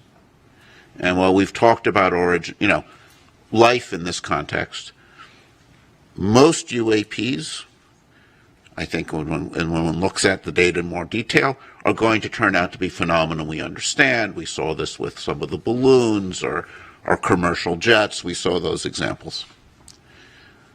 Some UAPs, and we saw this with the Chinese balloon that flew over, is an issue sometimes of national security. So we actually do want to encourage people, just from that angle, to report it. So, before we'll transition to summary, but just want to answer on that question, that, to keep in mind that, the AARO's role is to be the prime source for understanding those things. And what our charge is to think about what's NASA's role. And I think NASA, and this is something, I want to now go back to discussion. We didn't have that much time for it. Just to come back to, what we see as NASA's role in this. I think one piece we've talked about is NASA can help remove the stigma. NASA can draw more of the scientific community in. And I think what NASA can help do is provide standards of high data quality. I think one of the things that many of us who've not looked at this before, I certainly put myself in this group, was struck by the limited nature of the data, that many events had insufficient data, and that in order to get a better understanding, we will need to have high quality data where we understand its provenance, data from multiple sensors. And I think one of the things that's, even from the same sensor, as we saw, in Josh's analysis, also in the event Sean showed us, when you can observe event over time and get velocity information, that gives you a lot of additional information. So we're going to want things with high frame rate. We're going to want things from multiple perspectives. So I think those are all going to be pieces of things that we want to think about. I think this is an opportunity for citizen science. I think if we can come up with recommendations in our roadmap that point to ways in which we can people can collect data. I remain a big fan of these things. They do take over our lives too much, but they are fabulous data collectors and I don't know, there's something like 3-4 billion of them that are on the planet, and NASA, I think, has the prestige and visibility to develop an app or work with companies to develop apps that could collect data in a uniform and centralized way that I think will, most of the stuff that's collected is going to turn out to be commercial planes, balloons. When you have multiple cameras, you can eliminate some of the optical limitations of ghosting and those effects. Some of them will almost certainly be novel physical phenomena. Right? I think it is, we have learned a lot about our planet and how the universe works. There's a lot we don't know. Right? I think, as scientists, what is the most exciting thing is the surprises.